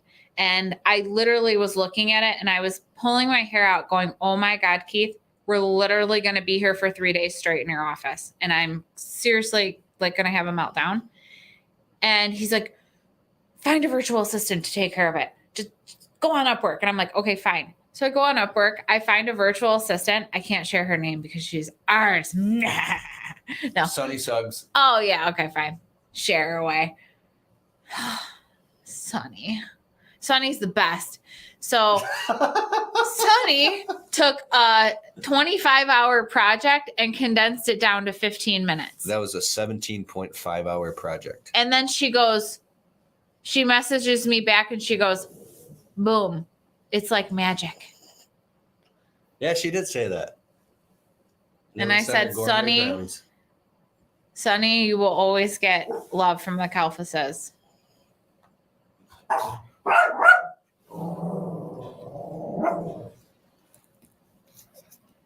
Oh, I don't know how much longer I can sit down for. Here's a good one. Zoned out. Bro, your woman is so hot. How do you handle that knowing you're super mediocre compared to her? He is not super mediocre at all. No way. No way. No. Here's how I describe it. I think you're hot. So, see what she just said? There's just a very specific, this is how I look at things. There's a very specific percentage of criteria. I'm just her type. Mm-hmm. See, I'm just her type and she's my type. No, you were like every type of mine. Like you fit every single type. Like the second that I seen him after not seeing him for 7 years, I looked at him and I go, oh my God, I'm going to marry this guy. I literally said that to myself, pulling up in your driveway in my Lexus, bringing you McDonald's that day. Because he had me bring him a salad and an iced tea. Yeah, the first time we hung out, I was like, I hadn't seen him in 7 bring me a years. salad and an iced tea. I'm And like, she showed up, okay, she's like, Keith. here's your salad and your iced tea. This is so good. So what's been happening the last 7 years? You literally ate it. Did I eat? No, I didn't eat because I never ate back then. I never ate back then. But eat it out.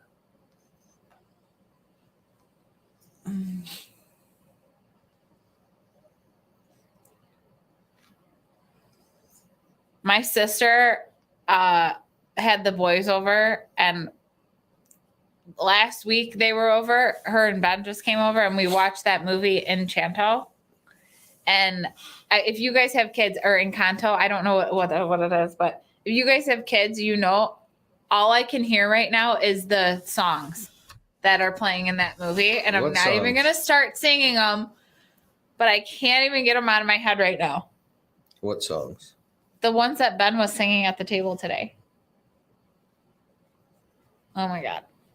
I'm trying to pull this up right now. What else we got here? What's the best book you've listened to so far this year? Says Tom DeStefano. What's up, Tom? The Bible. Dude, it would be the Bible. But aside from the Bible, it would be dude, the Bible's amazing. We've been reading the Bible. It's No, you really just good got book. that new book, and you just got the new book, that What? new one. It's on the thing. He hates when I do that. When you're not specific. Yeah, I'll be like, it's over there on the thing. What thing? The thing. Yeah, and then I'll be like, she'll yell from across the house. It's a half banter of an echo. She's like, make sure you put the thing on the thing. I don't even respond to her anymore. I just leave and come. And out then the I'll be like, studio. Chad!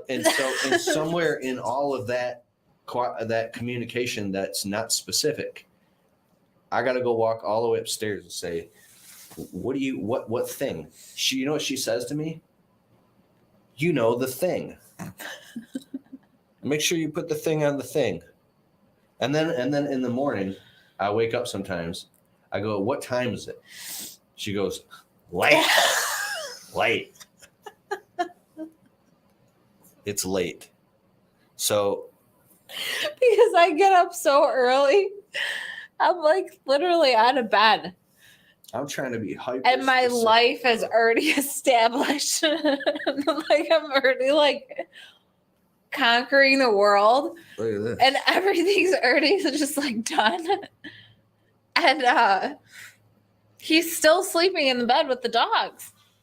So he'll be like, Yeah. what time is it? And I'm like, dude, it's late. Get up. Yella, come on, let's I don't go. want to get up. What I do is I go to bed specifically at midnight, and then I wake up naturally, and I sleep exactly 8 hours.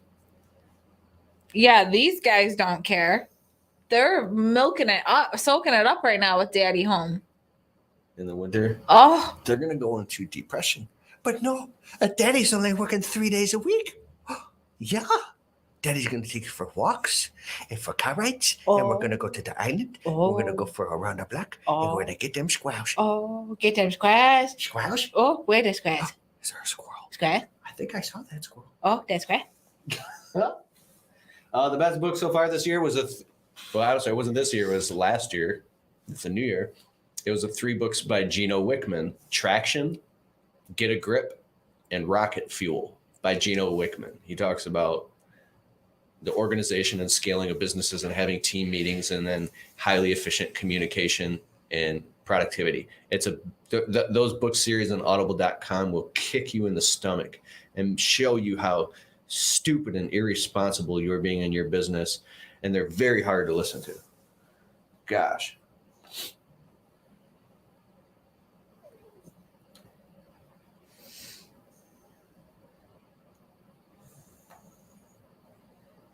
Peanut.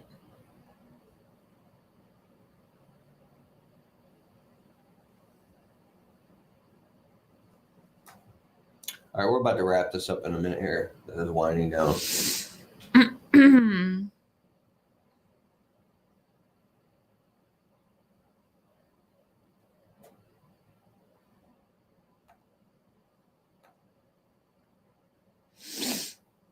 What does that say? The Darth Vader voice.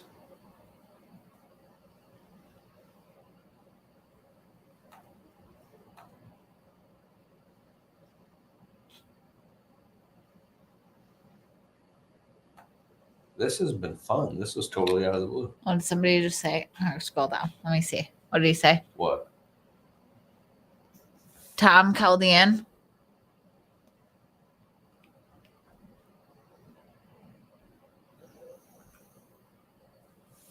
It's hot in the studio here. You know what's so funny? Some people don't even know what Chaldean is. I remember one time we were in Alabama and they were like, we got on the subject. They're like, what is Chaldean? They don't even know. They don't. No. In some spots, no. I mean, Michigan, we have a huge population here. This is our hood.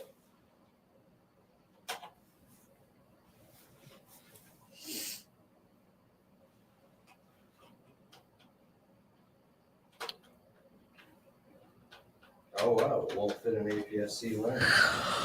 That's insane. So if I swap this one out, 100 there. Polo gang. How did you gain more clients when you're just getting started?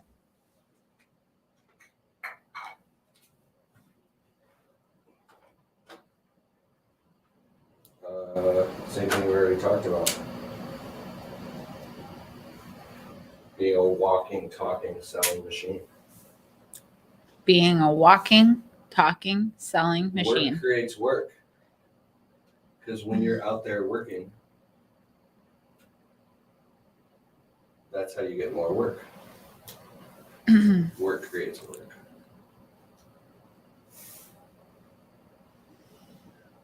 There we go. How many employees do you guys have in all your companies? All of our companies? Well, my company, it's just me. I just run just me. I run my social media management company by myself, and I run my apron business by myself.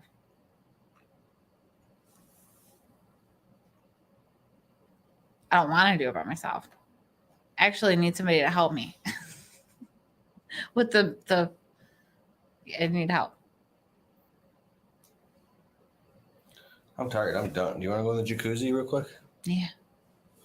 Yeah, we were supposed to go in the jacuzzi and we ended up here and we're glad that we did. All right. Yeah, I never come up on here.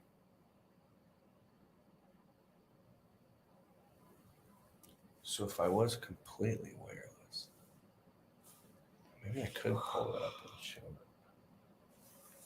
Yeah, I'll do it. What type of cameras are you using? Here, I want to show you this. Maybe I could show you from this angle. If I can melt your heart. That shit's so crazy, catchy. There you go. Tired? Mm-hmm. Are you tired? Mm-hmm. All right, guys. Have a good night. See you again soon. Good night, everyone. The dogs are all laying on us in the studio. And It's warm in here now. yeah, it's really warm in here. Thanks, guys. See you very soon. Take care. And 10 days, Dan Plata from Blue Skies Bookkeeping Services. I mean, this guy's incredible. He's going to be here in the studio. We're going to put out Oh, tons he's of coming? Yeah, he's going to be here March 10th. I told you this. Oh, cool. No, I thought it got rescheduled. Maybe this was It something. did get rescheduled. Okay, cool. And we're going to talk about small business finances, ROI, how to financial analytics. It's just you have to tune in and watch this content. You won't miss it if you go to my channel at Keith Kelfis on YouTube. This is going to be mind blowing. Because he's with Blue Skies Bookkeeping, right? Yeah, he's got $1 million bookkeeping business, $1 million employee recruiting agency, and $1 million window cleaning pressure washing company. Wow. And yes. Awesome.